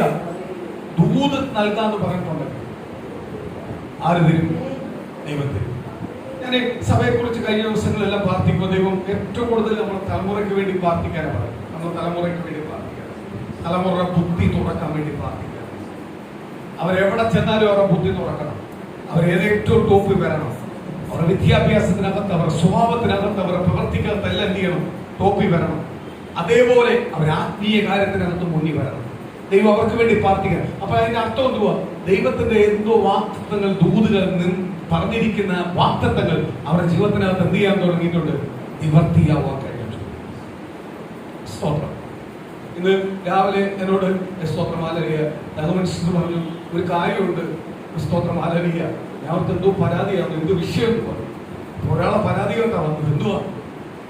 പൊന്നൂന്റെ മോളെ തൊട്ട് പ്രാർത്ഥിക്കുന്നില്ല, എന്നെ തൊട്ട് പ്രാർത്ഥിക്കുന്നില്ല, ആ കുഞ്ഞിനെ തൊട്ട് പ്രാർത്ഥിക്കണം, നാളെ സ്കൂളിൽ പോകണം. ആ കുഞ്ഞു വേഗത്തിൽ വിദേശത്ത് പോയി പഠിക്കാൻ നമ്മൾ ഭാഷ അവരുടെ മേൽ കിടക്കുന്ന ദൂത് വേഗത്തിൽ അവർ കുടുംബമായി അനുഭവിക്കാൻ വേണ്ടിയാണ് പ്രാർത്ഥിക്കുന്നത്. സ്തോത്രം, സ്തോത്രം. അപ്പോന് അത്രയെല്ലാം മാറ്റങ്ങൾ കൊടുത്തില്ലേ ദൈവം? അത്രയെല്ലാം കൊണ്ടുവന്നില്ലേ ദൈവം? ഇനിയും മാറ്റും. ഇനി ദൈവത്തിന് വേണ്ടി പ്രയോജനപ്പെടും. ദൈവത്തിന് വേണ്ടി എന്ത് ചെയ്യത്തില്ല, ദൈവം മാറ്റി നിർത്തത്തില്ല. ദൈവം നിശ്ചയമായി സമയത്ത് എന്ത് ചെയ്യും? ദൈവം ഉപയോഗിക്കും. സ്തോത്രം. ആ കുഞ്ഞ് അത് പറഞ്ഞെന്ന് പറഞ്ഞപ്പോ എനിക്ക് ഭയങ്കര സന്തോഷം തോന്നി. കാര്യം എന്തുവാ? ആ കുഞ്ഞിന് പ്രാർത്ഥനയ്ക്കകത്ത് സ്തോത്രം അത്ര എരിവ് ഈ പ്രാർത്ഥനയും കൊടുത്തിട്ടില്ല. നിശ്ചയമായി ആ കുഞ്ഞിനെ ആരനുഗ്രഹിക്കും? അനുഗ്രഹിക്കും. സ്തോത്രം. സഭയ്ക്കകത്ത് ആ കുഞ്ഞിന് കൊടുത്ത എരിവിനെ ഓർത്ത് ദൈവത്തെ സ്തുതിക്കുന്നു. നമ്മളെ കുഞ്ഞുങ്ങൾക്ക് എല്ലാം കൊടുത്തിരിക്കുന്ന എരിവിനെ ഓർത്ത് ദൈവത്തെ സ്തുതിക്കുന്നു. എല്ലാ കുഞ്ഞുങ്ങൾക്കും എരിവുണ്ട്. എന്തിനോടുണ്ട്? സഭയോടും പ്രാർത്ഥനയോടും എരിവുണ്ട്. ഏറ്റവും കൂടുതൽ മുന്നില ആ കുഞ്ഞുങ്ങളെല്ലാവരും എന്ത് ചെയ്യും? അനുഗ്രഹപ്പെടും. സ്തോത്രം. അനുഗ്രഹപ്പെടും. ഈ കുഞ്ഞുങ്ങള് സ്തോത്രമാലും ഇവിടെ വന്നില്ലെങ്കിലും ഈ കുഞ്ഞുങ്ങൾക്ക് വേണ്ടി ഞാൻ ശക്തമായിട്ടുള്ള പ്രാർത്ഥിക്കുന്നുണ്ട്. സ്തോത്രം. ഞാനൊരു ഒരു ഡൗട്ട് ചോദിച്ചിട്ട് ഒരു ഡൗട്ട് പറയാം. മനുഷ്യ നാട്ടിൽ വരുന്നുണ്ട്. ആ കുഞ്ഞുങ്ങൾ എഴുന്നേറ്റ് ഒരു വാക്ക് പറയാൻ പറ. ആ കുഞ്ഞുങ്ങൾ എഴുന്നേറ്റ് പടപടാ പറയും. കാര്യം എന്തുവാ? കുഞ്ഞുങ്ങൾക്ക് അവിടെ അതിന്റെ ട്രെയിനിങ് കൊടുക്കുന്നുണ്ട്, പ്രാർത്ഥനയുടെ ഫോളോ ചെയ്യിപ്പിക്കുന്നുണ്ട്. സ്തോത്രം. അതുകൊണ്ട് കുഞ്ഞുങ്ങൾ വന്നാലും വന്നില്ലെങ്കിൽ എന്ത് ചെയ്യും? പടപടാന്ന് പറഞ്ഞ് എഴുന്നേക്കും. ഞാൻ ഇന്ന് ഉറപ്പായിട്ട് ഞാൻ വിളിച്ചു പറയാം. സ്തോത്രം. ഇന്ന് പെന്തിക്കോസ് എന്ന് പറയുന്ന ചില പാരമ്പര്യ സഭയ്ക്കകത്ത് സ്തോത്രം ചില കുഞ്ഞുങ്ങളെ വിളിച്ചൊന്ന് ഫ്രണ്ട് നിർത്തി സംസാരിക്കാൻ നോക്കും. സ്തോത്രം. അതിലും കൂടുതലായിട്ട് ആര് സംസാരിക്കും? ദൈവം നമുക്ക് തന്ന കുഞ്ഞുങ്ങൾ സംസാരിക്കും. അത് സ്തോത്രം ചില അഹങ്കാരത്തോടെ തന്നെ പറയാം. കാര്യം എന്തുവാ? ദൈവം നമ്മളെ കുഞ്ഞുങ്ങളെ എന്ത് ചെയ്യുന്നുണ്ട്? സ്നേഹിക്കുന്നുണ്ട്. കുഞ്ഞുങ്ങൾക്ക് അത്രയും സമയങ്ങളൊന്നും കിട്ടേണ്ട, അധികം ഒന്നും അവർക്ക് ട്രെയിനിങ് കൊടുക്കണ്ട. അവർക്ക് എത്ര ദിവസം കഴിഞ്ഞാലും അവരെ വിളിച്ചു കൊടുത്താൽ അവരെ എഴുന്നേറ്റ് പറയും. സ്തോത്രം. അവർ ഓരോ ദിവസവും എന്ത് ചെയ്യുക? തെളിയുന്ന വിളക്കാട്ട് വന്നുകൊണ്ടിരിക്കുക. അണയുന്ന വിളക്കല്ല, അവരെന്ത് ചെയ്യുന്നുണ്ട്? തെളിയുന്ന വിളക്ക്. കാര്യം എന്തുവാ? അവർക്ക് കൊടുക്കുന്ന ട്രെയിനിങ് പ്രാർത്ഥന അപ്രകാരം, അവരുടെ പിന്നിൽ പ്രാർത്ഥിക്കുന്ന പ്രാർത്ഥന അപ്രകാരമാണ്. അപ്പോഴവരെന്ത് ചെയ്യും? അവരുടെ ബുദ്ധി ഒരിക്കലും എന്ത് ചെയ്യത്തില്ല? ഡൈവേർട്ട് ആവത്തില്ല. സ്തോത്രം. അതുകൊണ്ട് ഞാൻ നേരത്തെ പറഞ്ഞേ, നമ്മുടെ കുഞ്ഞുങ്ങൾക്ക് കൗൺസിലിന്റെ വേണ്ട. പ്രൈസലോ. നമ്മളെ കുഞ്ഞുങ്ങൾക്ക് ആര് കൊടുക്കുന്നുണ്ട്? കർത്താവ് കൊടുക്കുന്നുണ്ട്. ദൈവം ഇടപെട്ടുകൊണ്ടിരിക്കുന്നു. നമ്മളെ കുഞ്ഞുങ്ങളെ എന്ത് ചെയ്യാൻ പറ്റത്തില്ല? പാപത്തിലേക്ക് നയിക്കാൻ പറ്റത്തില്ല. സ്തോത്രം. അതിന്റെ ഒരു വാക്കുകൾ വായിച്ചിട്ട് അടുത്ത അധ്യായത്തിലേക്ക് വരാൻ പോവാ. സ്തോത്രം. ഒന്നുകൂടെ ആ വാക്യം ഒന്ന് എടുത്ത് വായിക്കും. നീ ദർശനം എഴുതുക, ഓടിച്ച് വായിപ്പാൻ തക്കവണ്ണം അത് പലകയിൽ തെളിവായി വരയ്ക്കുക. ദർശനത്തിന് ഒരു അവധി വെച്ചിരിക്കുന്നു, അത് സമാപ്തിയിലേക്ക് ബന്ധപ്പെടുന്നു. ഒരു മിനിറ്റ്. അതിനകത്ത് ഒരു വാക്കോട് പറയുന്നുണ്ട്. എന്ത് പറയാം? ഓടിച്ച് വായിക്കാൻ വേണ്ടി. നീ അത് എപ്പോഴും എന്നോട് പറയണ്ട, നീ ഓടിച്ച് വായിച്ച. അതിന് സമാധി വെക്കുവാൻ, അതിന് സമയമെടുക്കുവാൻ സമയം വെച്ചിട്ടുണ്ട്. സ്തോത്രം. അടുത്തത് സമയം തെറ്റുകയുമില്ല, അത് വൈകിയാലും അതിനായി കാത്തിരിക്കാം. അത് തെറ്റില്ല. ആര് പറഞ്ഞതാ? ദൈവം പറഞ്ഞതാ. ദൈവം പറഞ്ഞതാ. അത് തെറ്റിക്കാൻ പറ്റത്തില്ല, അത് വൈകത്തില്ല. വൈകിയാലും അതേ നടക്കും. ഞാൻ ഈ ദർശനവും ഈ കാഴ്ചപ്പാടും ഉള്ള ദൈവമക്കളായതുകൊണ്ടാണ് ദാനിയേൽ പുസ്തകത്തിനകത്ത് ഒരു ചെറുപ്പക്കാർ പറയുന്നത് വിടുവിച്ചോ വിടുവിക്കാത്തോ ഞങ്ങളുടെ വിഷയമാണ്. അവർ പറയുന്ന വേറൊരു പോയിന്റ് ഉണ്ട്. അതിലാണ് എനിക്ക് ഏറ്റവും ഇഷ്ടപ്പെട്ട പറയുന്നത്. ശത്രുക്കൾ മേശയ്ക്ക് അപൗനികോനെ ഏറ്റവും കൂടുതൽ ഇഷ്ടപ്പെട്ട ഒരു പോയിന്റ് ഉണ്ട്. എന്തുവാന്ന് പറയുന്നത്? ഞങ്ങളുടെ പിതാക്കന്മാർ പറയുന്നുണ്ട്. അവരനുഭവിച്ചിട്ടില്ല. അവരാരെ അനുഭവിച്ചിട്ടില്ല? ദൈവത്തെ അനുഭവിച്ചിട്ടില്ല. അവർ പറയുക ഞങ്ങളുടെ പിതാക്കന്മാർ പറഞ്ഞിട്ടുണ്ട്, യഹോവയെ ദൈവത്തെ അല്ലാതെ വേറെ ആരെയും നമസ്കരിക്കരുത്. ഇന്നത്തെ ജനറേഷനിൽ അങ്ങനത്തെ പിതാക്കന്മാരില്ല. അതാണ് സഭയ്ക്ക് വന്ന ഏറ്റവും തകർച്ച. ഇന്നത്തെ ജനറേഷനകത്ത് അങ്ങനത്തെ പിതാക്കന്മാരില്ല. പക്ഷെ അവരുടെ പിതാക്കന്മാരുണ്ടായിരുന്നു. ഇന്ന് മൂന്നാം തലമുറ ബന്ധപ്പെട്ട് എന്തില്ല? അവർക്കില്ല, ആ കാഴ്ചപ്പാടില്ല. അവരുടെ പിതാക്കന്മാർക്കുണ്ടായിരുന്നു. സ്തോത്രം. അവര് പറയുക, ഞങ്ങളുടെ പിതാക്കന്മാർ പറഞ്ഞിട്ടുണ്ട്, യഹോവയെ ദൈവത്തെ അല്ലാതെ വേറെ ഒന്നിനെ എന്ത് ചെയ്യല്ലേ, നമസ്കരിക്കാൻ പാടില്ല, ആരാധിക്കാൻ പാടില്ല. ഞങ്ങൾക്ക് ഒരു ദൈവമേ ഉള്ളൂ, അത് യഹോവയെ ദൈവമാണ്. സ്തോത്രം. മരണം മുന്നിൽ കണ്ടുകൊണ്ട് പറയുക, നിന്നെ ഇപ്പൊ തീയിലെറിയുന്നതോ മരിക്കുന്നതോ വിടുവിക്കുന്നതോ ഞങ്ങളുടെ വിഷയമല്ല. ഞങ്ങളെ പഠിപ്പിച്ചു തന്നിരിക്കുന്ന ഞങ്ങളുടെ പിതാക്കന്മാർ പറഞ്ഞിട്ടുണ്ട്, എന്തുവാ, ഒരു ദൈവമേ ഉള്ളൂ, ആ ദൈവത്തെ അല്ലാതെ വേറെ ആരെ എന്ത് ചെയ്യല്ലേ, നമസ്കരിക്കരുത്. നമസ്കരിക്കരുത്. സ്തോത്രം. ആരെ ബഹുമാനിക്കാവൂ? ദൈവത്തെ മാത്രമേ ബഹുമാനിക്കാവൂ, നമസ്കരിക്കാവൂ. ദൈവത്തെ മാത്രമേ ആരാധിക്കാവൂ. അത് ആര് പറഞ്ഞു തന്നിട്ടുണ്ട്? ഞങ്ങളുടെ പിതാക്കന്മാര് ഞങ്ങൾക്ക് പറഞ്ഞു തന്നിട്ടുണ്ട്. അപ്പൊ ആ പിതാക്കന്മാരുടെ കാഴ്ചപ്പാട് ഞാൻ സമ്മതിച്ചു കൊടുക്കുക. പിതാക്കന്മാർ തലമുറയ്ക്ക് പഠിപ്പിച്ചു കൊടുത്തിരിക്കുന്നത് സമ്മതിക്കുക. സ്തോത്രം. അതുകൊണ്ടല്ലേ തലമുറ, ഇന്നത്തെ തലമുറയ്ക്ക് എന്തോ പഠിപ്പിച്ചു കൊടുത്തിട്ടുണ്ട്. ഇന്നത്തെ തലമുറയ്ക്ക് പറഞ്ഞിട്ടുണ്ട്, ഞായറാഴ്ച ആരാധനയ്ക്ക് വരണ്ട, നീ ക്ലാസ്സിൽ വെക്കും, നിന്റെ ഭാവി നോക്കണ്ടായിരുന്നു. സ്തോത്രം. ഹല്ലേലൂയ. നീ അവിടെ പോക്കോ, ഇവിടെ പോ, ഞായറാഴ്ചയുടെ ആരാധനയുടെ മഹത്വം പറഞ്ഞു കൊടുത്തിട്ടില്ല. മഹത്വം പറഞ്ഞു കൊടുക്കുന്നത് ആർക്കാ? അവരുടെ തലമുറയ്ക്ക് ആര് പറഞ്ഞു കൊടുത്തിട്ടുണ്ട്? അവരുടെ പിതാക്കന്മാർ പറഞ്ഞു കൊടുത്തു. ദാവീദ്, സ്തോത്രം, ദാനിയേലിന്റെ പുസ്തകത്തിനകത്ത് വായിക്കുമ്പോൾ അതേപോലെ ഞാൻ ഓർക്കുക, ദാനിയേല് രാജാവിന്റെ അടുത്ത ആളാ, രാജാവിന് ഏറ്റവും ഇഷ്ടപ്പെട്ട ആളാ. ആര്? ദാനിയേൽ. പക്ഷെ ദൈവത്തെ ആരാധിക്കല്, ദൈവത്തോട് പ്രാർത്ഥിക്കല് എന്ന് പറഞ്ഞപ്പോൾ ദാനിയേൽ അത് കണ്ടോ? ദാനിയേൽ അത് കേട്ടോ? ദൈവത്തിന്റെ വചനം പറയുന്നു, അവൻ പതിവ് പോലെ. അപ്പോൾ ഓർക്കുക, ദാനിയേൽ എത്ര തിരക്കുണ്ടായാലും, ദാനിയേൽ എത്ര ബിസി ആയാലും, പ്രാർത്ഥനയുടെ സമയത്ത് അവൻ പ്രാർത്ഥിക്കാൻ പോയി. എങ്ങോട്ട് നോക്കി? യെരൂശലേമിലേക്ക് നോക്കി നാം പ്രാർത്ഥിക്കും. കിടിവാതിൽ തുറക്കും, അവിടെ ആര് കാണും, കേൾക്കും, ആരെന്നെ നിന്ദിക്കും, പരിഹസിക്കും, ആരെന്നെ കൈവിടുമെന്നൊന്നും അല്ല. അവനെ ഉള്ളത് എന്റെ ദൈവവുമായിട്ടുള്ള ബന്ധം ഞാൻ എന്ത് ചെയ്യത്തില്ല, മാറ്റത്തില്ല എന്ന് പതിവ് പോലെ, പതിവ് സമയത്ത് ആരിരുന്നു? ദാനിയേൽ ഇരുന്ന് പ്രാർത്ഥിച്ചു. ദാനിയേലിനെ അമികാലിലെ ചതിക്കണം, പിടിക്കണം, ദാനിയേലിനെ നശിപ്പിക്കണം എന്ന് ആഗ്രഹിച്ചവർക്കും ഒറ്റ സമയം അറിയാം. കറക്റ്റ് ഇവൻ പതിവ് പോലെ എന്ത് ചെയ്യും? അവൻ പ്രാർത്ഥിക്കാൻ പോയിരിക്കും. എത്ര തിരക്കണമെന്ന് പറഞ്ഞാൽ പ്രാർത്ഥിക്കാൻ പോയിരിക്കും. അതിനകത്ത് അവനെ പിടിക്കണം. പ്രാർത്ഥനയുടെ പേരിൽ അവനെ സിംഹകൂട്ടിനകത്ത് ഇടുമ്പോൾ അവനൊരു പരാതിയില്ല. അയ്യോ, എന്നെ സിംഹകൂട്ടിയിടല്ലേ, ഞാൻ ഇനി പ്രാർത്ഥിക്കത്തില്ല, അയ്യോ എന്നോട് ക്ഷമിക്കണം, രാജാവേ നമ്മൾ തമ്മിൽ നല്ലൊരു ബന്ധമല്ലയോ എന്നൊന്നും അവൻ പറഞ്ഞില്ല. അവൻ പറഞ്ഞു, കിട്ടോ. സ്തോത്രം. അന്നത്തെ പിതാക്കന്മാരുടെ കാഴ്ചപ്പാട്, തലമുറയ്ക്ക് പകർന്നു കൊടുക്കുന്ന കാഴ്ചപ്പാട് അപ്രകാരം എന്തുവാ? ജീവന്റെ കാട്ടിയും വലുതാ, നിന്റെ ജീവന്റെ കാട്ടിയും വലുതാ നീ സേവിക്കുന്ന ദൈവം. നമ്മുടെ ജീവന്റെ കാട്ടിയും വലുതാ നമ്മൾ സേവിച്ചിരിക്കുന്ന ദൈവം. ഏറ്റവും വലുത് നമുക്ക് എന്തുവാ? ജീവൻ, അല്ലയോ? ജീവൻ നിലനിർത്താൻ വേണ്ടി നമ്മൾ ഓടിക്കൊണ്ടിരിക്കുന്നു. ഈ ജീവന്റെ കാട്ടിയും വലുതാ ആര്? നമ്മൾ സേവിച്ച് നിൽക്കുന്ന കർത്താവായ യേശു. ആ യേശുവിനെ ആ രീതിയിൽ കണ്ട് അനുഭവിക്കുന്നതിന് മാത്രമേ ദൈവത്തിന്റെ മഹത്വം, അനുഗ്രഹം പറ്റത്തുള്ളൂ, പ്രാപിക്കുവാൻ കഴിയത്തുള്ളൂ. ദൈവത്തിന്റെ വാഗ്ദത്തം പ്രാപിക്കുവാൻ കഴിയും. ഏറ്റവും പ്രാധാന്യം ആർക്ക് കൊടുക്കണം? കർത്താവിന്. സ്തോത്രം. പറയുക, ഈ ദർശനമേ നടക്കൂ, ഇതേ നടക്കത്തുള്ളൂ. ഇന്ന് പകല് സഭയോടും ദൈവമക്കളോടുള്ള ദൂത പറയുന്നത്. സ്തോത്രം. ഈ വാക്യങ്ങൾ അണ്ടർലൈൻ ചെയ്തു വെച്ചു. നിങ്ങൾക്കുള്ള ദൂത, സഭയ്ക്കുള്ള ദൂത എന്തുവാ? സ്തോത്രം. ദൈവം പറഞ്ഞ വാക്ക് എന്ത് ചെയ്യത്തില്ല, മാറിപ്പോകത്തില്ല. ആ വാക്ക് നിശ്ചയമായി ആരുടെ പ്രവർത്തിക്കും? ദൈവജനത്തിനകത്ത്, തലമുറമേൽ പ്രവർത്തിക്കും, അവനത്തിനകത്ത് പ്രവർത്തിക്കും. ദൂത് ഒരിക്കലും എന്ത് ചെയ്യത്തില്ല, മാറിപ്പോകും. സ്തോത്രം. മാറിപ്പോകുന്നില്ല. ദൈവം നിശ്ചയമായി അത്ഭുതങ്ങൾ അവരുടെ ജീവിതത്തിനകത്ത് സ്തോത്രം. അടുത്തൊരു ഭാഗത്തിലേക്ക് വരാം. ലൂക്കോസ് 7-ാം അധ്യായത്തിനകത്ത് 1-ാം വാക്യം മുതൽ വായിക്കാം.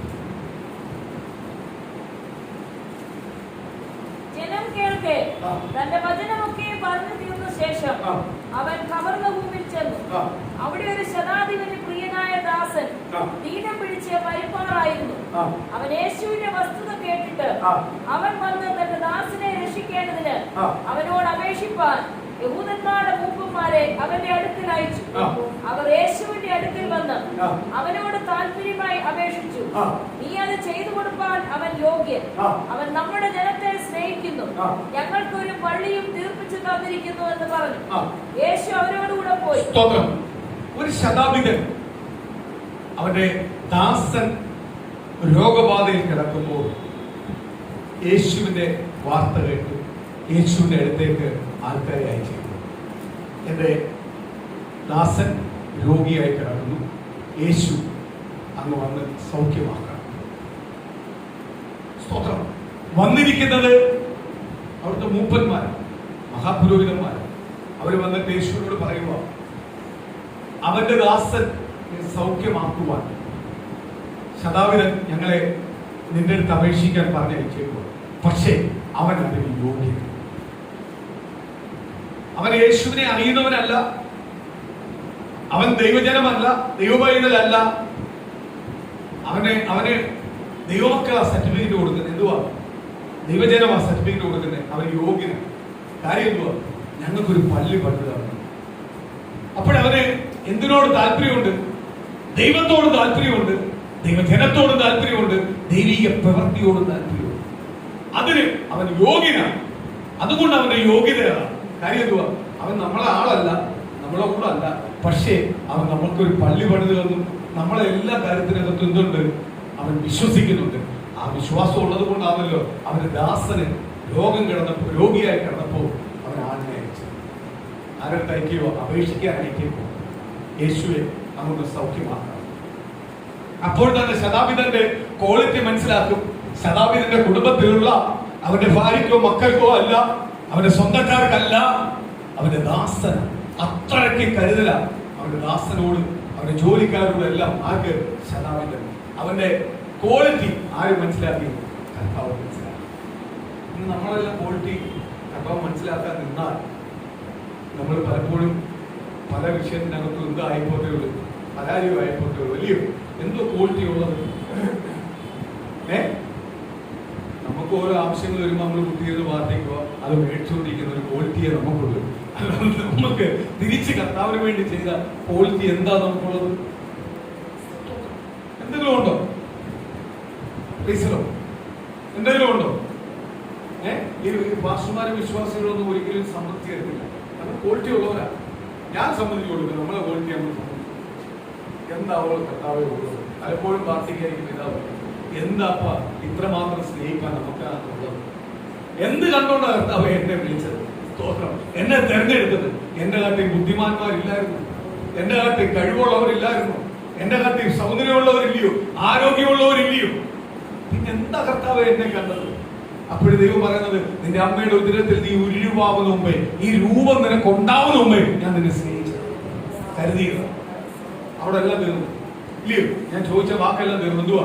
എന്റെ ആരോഗ്യം കണ്ടുകൊണ്ടാണോ, എന്റെ ബുദ്ധി കണ്ടുകൊണ്ടാണോ, എന്റെ സൗന്ദര്യം കണ്ടുകൊണ്ടാണോ, എന്റെ കഴിവ് കണ്ടുകൊണ്ടാണോ എന്ന് ചോദിച്ചപ്പോൾ കർത്താവ് തിരിച്ച് എന്നോട് ഒറ്റ ചോദ്യം ചോദിക്കും. എന്തു പറയാ? നിന്റെ അമ്മയുടെ ഉദരത്തിൽ നീ ഉരുവാവുന്ന മുമ്പേ എന്ന് പറഞ്ഞാൽ നിന്റെ രൂപം വരുന്ന മുമ്പേ നിന്നെ ഞാൻ സ്നേഹിച്ചു. അതിനപ്പുറത്തുണ്ടോ? അപ്പോഴേ നമ്മൾ വട്ടപ്പുരിയുമായി ഒന്നുകൂടെ പോകാം, ദൈവത്തോട് കരയുക, കർത്താവേ അങ്ങ് സ്നേഹിപ്പാൻ എനിക്ക് ഒന്നുമില്ല. ഞാൻ അങ്ങോട്ട് പ്രാർത്ഥിക്കുന്നവരെ ആർക്കും ഇഷ്ടമാണ്? ദൈവത്തിന് ഇഷ്ടമാണ്. അല്ലാതെ എനിക്ക് എന്തോ കഴിവുണ്ട്, സ്തോത്രം, ഞാൻ എന്നതാ മലമറിക്കും എന്നെല്ലാം പറയുന്നവനെ ആർക്ക് വേണ്ട? ദൈവത്തിന് വേണ്ട. ദൈവത്തിന് ഉദയിക്കുന്നവനെ വേണ്ട. നമുക്ക് പശ്ചാത്താപം, നമുക്ക് കുറ്റബോധം, നമ്മളെ തന്നെ ഒന്ന് കഴുകുന്നത്, ശുദ്ധീകരിക്കുന്നത് എല്ലാം ഉള്ളവരെയാണ് ആർക്ക് വേണ്ടത്? ദൈവത്തിന്. സ്തോത്രം. മംഗളാമണിയിൽ കാര്യം പറഞ്ഞു. സ്തോത്രം. എനിക്ക് ഭയങ്കര സന്തോഷം തോന്നി. ദൈവം ബലപ്പെടുത്തിയപ്പോൾ ഇരട്ടി ശക്തി പ്രാപിച്ചു. ഇല്ലയോ? മാനസികമായി വേദനിക്കുന്നുണ്ട്, പ്രയാസമുണ്ട്, സങ്കടമുണ്ട്, അതിനെ താങ്ങാൻ പറ്റത്തില്ല. ആരൊക്കെ ഉണ്ടെന്ന് പറഞ്ഞാലും ആരൊക്കെ പറഞ്ഞാലും ആശ്വസിപ്പിച്ചാലും അതിനെല്ലാം ഒരു ലിമിറ്റ് ഉണ്ട്. പക്ഷെ ദൈവസന്നിധിയിൽ അങ്ങോട്ട് ബലപ്പെട്ടപ്പോൾ ബലം പ്രാപിച്ചു. ചിന്തകൾ വരാൻ തുടങ്ങി, അത് ചിന്തിക്കാൻ തുടങ്ങി. എന്തുകൊണ്ട് കർത്താവ് അത് ചെയ്തു? കർത്താവ് എല്ലാം നന്മയ്ക്കേ ചെയ്യത്തുള്ളൂ, ദോഷമായിട്ടൊന്നും ചെയ്യും. എന്റെ ദൈവം എനിക്കായി ഒരിക്കലും ദോഷം ചെയ്യുന്നതല്ല. എന്റെ ദൈവം എനിക്കായി ചെയ്യുന്നതെല്ലാം നന്മയ്ക്ക. എന്റെ ദൈവം തെറ്റ് ചെയ്താലോ നന്മയ്ക്ക. എന്റെ തലമുറയ്ക്ക് ചെയ്യുന്നത് നന്മയ്ക്ക. എന്റെ കുടുംബത്തിനകത്ത് ചെയ്യുന്നത് നന്മയ്ക്ക. ദൈവം എനിക്ക് ഒരിക്കലും എന്ത് ചെയ്യുന്നില്ല, ദോഷത്തിനായി ഒന്നും ചെയ്യത്തില്ല.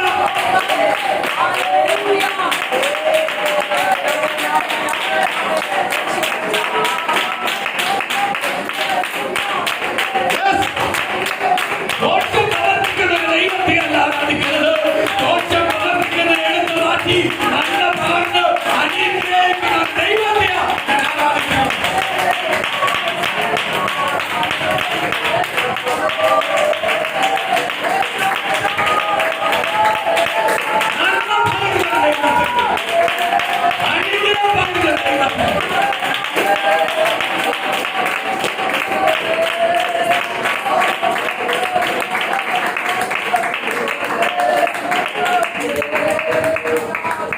Hallelujah, hallelujah, hallelujah.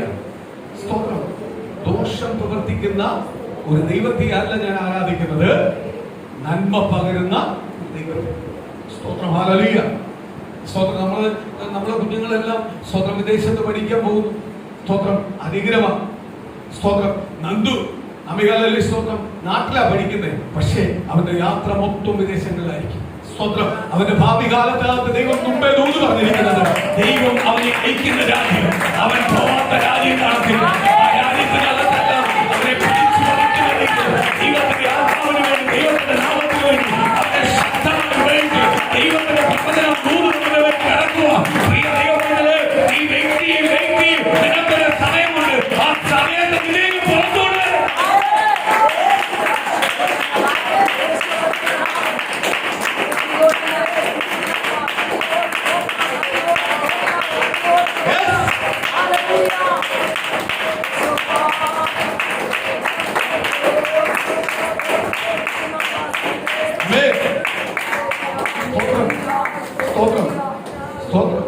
അതുപോലെ മനോമനുഷ്യന്റെ മക്കള് സ്തോത്രം ഹല്ലേലൂയ, അവരെന്തോ ആയിത്തീരും, അവർ പഠിക്കുന്ന മുമ്പേ അവർക്കെല്ലാം ഒരുക്കി വെച്ചിരിക്കുക. അവർക്ക് പഠിച്ച് ഇറങ്ങുന്ന മുമ്പേ തന്നെ അവർക്ക് ഒരുക്കി വെച്ചിരിക്കുക. ആര് വെച്ചിരിക്കുക? കർത്താവ് ഒരുക്കി വെച്ചിരിക്കുക. അവരുടെ പ്രായത്തിലുള്ളവർ പലരും തേരാപ്പര അങ്ങോട്ടും ഇങ്ങോട്ടും നടന്നുകൊണ്ടിരിക്കുക. അവരെ കുറ്റപ്പെടുത്തിയവർ, അവരെ നിന്ദിച്ചവർ, അവരുടെ ഭവനത്തെ നോക്കി പരിഹസിച്ചവർ, എന്തോ ആവും എന്ന് പറഞ്ഞ് ഇരുന്നവരെല്ലാം ഇന്ന് എന്തോ ആയിത്തീർന്ന രീതിയിൽ വട്ടപ്പുണ്യത്തിന്റെ അവസ്ഥയിലേക്ക് മാറുമ്പോൾ ദൈവത്തെ സേവിച്ചതുകൊണ്ട്, ദൈവത്തെ ആരാധിക്കുവാൻ ഇറങ്ങി തിരിച്ചതുകൊണ്ട്, ദൈവത്തിന് നിൽക്കാൻ തുടങ്ങിയപ്പോ ദൈവം വഴികൾ വന്നുകൊണ്ടിരിക്കുക. എനിക്കത് വേണ്ട, എനിക്ക് അടുത്ത വഴി തുറന്നുകൊണ്ടിരിക്കുക. അങ്ങനെ ദൈവത്തിന് നന്മയുടെ വഴി തുറക്കുക. അതിനെ ആർക്കും എത്തിക്കാൻ പറ്റത്തില്ല, കേൾക്കുവാൻ കഴിയത്തില്ല. ദൈവം ഒരു വാദം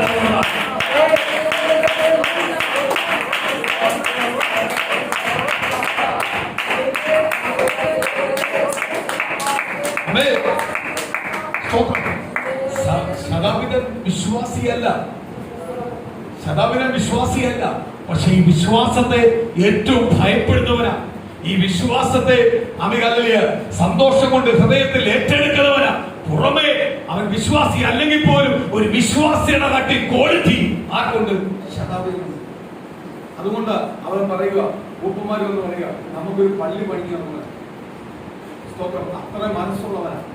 അപ്പോൾ ദൈവത്തെ ആരാധിക്കുന്ന ദൈവജനത്തിന് വേണ്ടി എന്തും പണിയാൻ തയ്യാറുള്ളത്. അതോ ശതാബിനും നമുക്കും വേണ്ടി വരും. പള്ളി പണിത് എന്നൊന്നും പറഞ്ഞപ്പോ ഞാൻ ഓർക്കുക, വചനം വായിച്ചപ്പോ ഞാൻ ഓർക്കുക, ഒരു ശതാബിനും നമുക്ക് വേണ്ടി വരും. ദൈവം കൊണ്ടുവരും, ദൈവം കൊണ്ടുവരും. ഒരുത്തൻ പലരല്ല, ഒരുത്തനെ കൊണ്ടുവരും. നമുക്ക് വേണ്ട നമ്മൾ ഒരുക്കാം.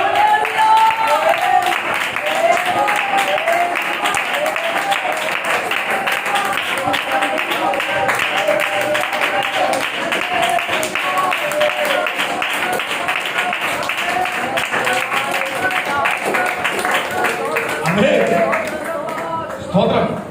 അപ്പൊ ശതാബിതൻ ആളയച്ചു, യേശുവിനോട് പറയുക. അപ്പോഴേ മൂപ്പന്മാര്, ഈ ആളയച്ച മൂപ്പന്മാര് എന്ന് പറയുക, അവിടെ പോകുന്നതിന് ഒരു തടസ്സമില്ല. കാര്യം എന്തുവാ? നല്ല മനസ്സുള്ള ഒരാളാണ്, നല്ല മനസ്സുള്ള ഒരാളാണ്. സ്തോത്രം. യേശു അവന്റെ ക്വാളിറ്റി മനസ്സിലാവുന്നത് അപ്പോഴല്ല. യേശു അവന്റെ ക്വാളിറ്റി മനസ്സിലാക്കുന്ന ഒരു കാര്യത്തിനകത്താണ്. അടുത്ത വാക്യം വായിക്കാം. യേശു അവരോടുകൂടെ പോയി വീടിനോട് അടുപ്പാറായപ്പോൾ. സ്തോത്രം. യേശു എന്ത് ചെയ്തു? ഇവര് വന്ന് പറഞ്ഞപ്പോൾ യേശു അവരോടൊപ്പം പോയി. ശതാബിനെ കുറിച്ച് ആര് പൊക്കി പറയുക? കൂടെ ഉള്ളവരെല്ലാം പൊക്കി പറഞ്ഞുകൊണ്ടിരിക്കുക.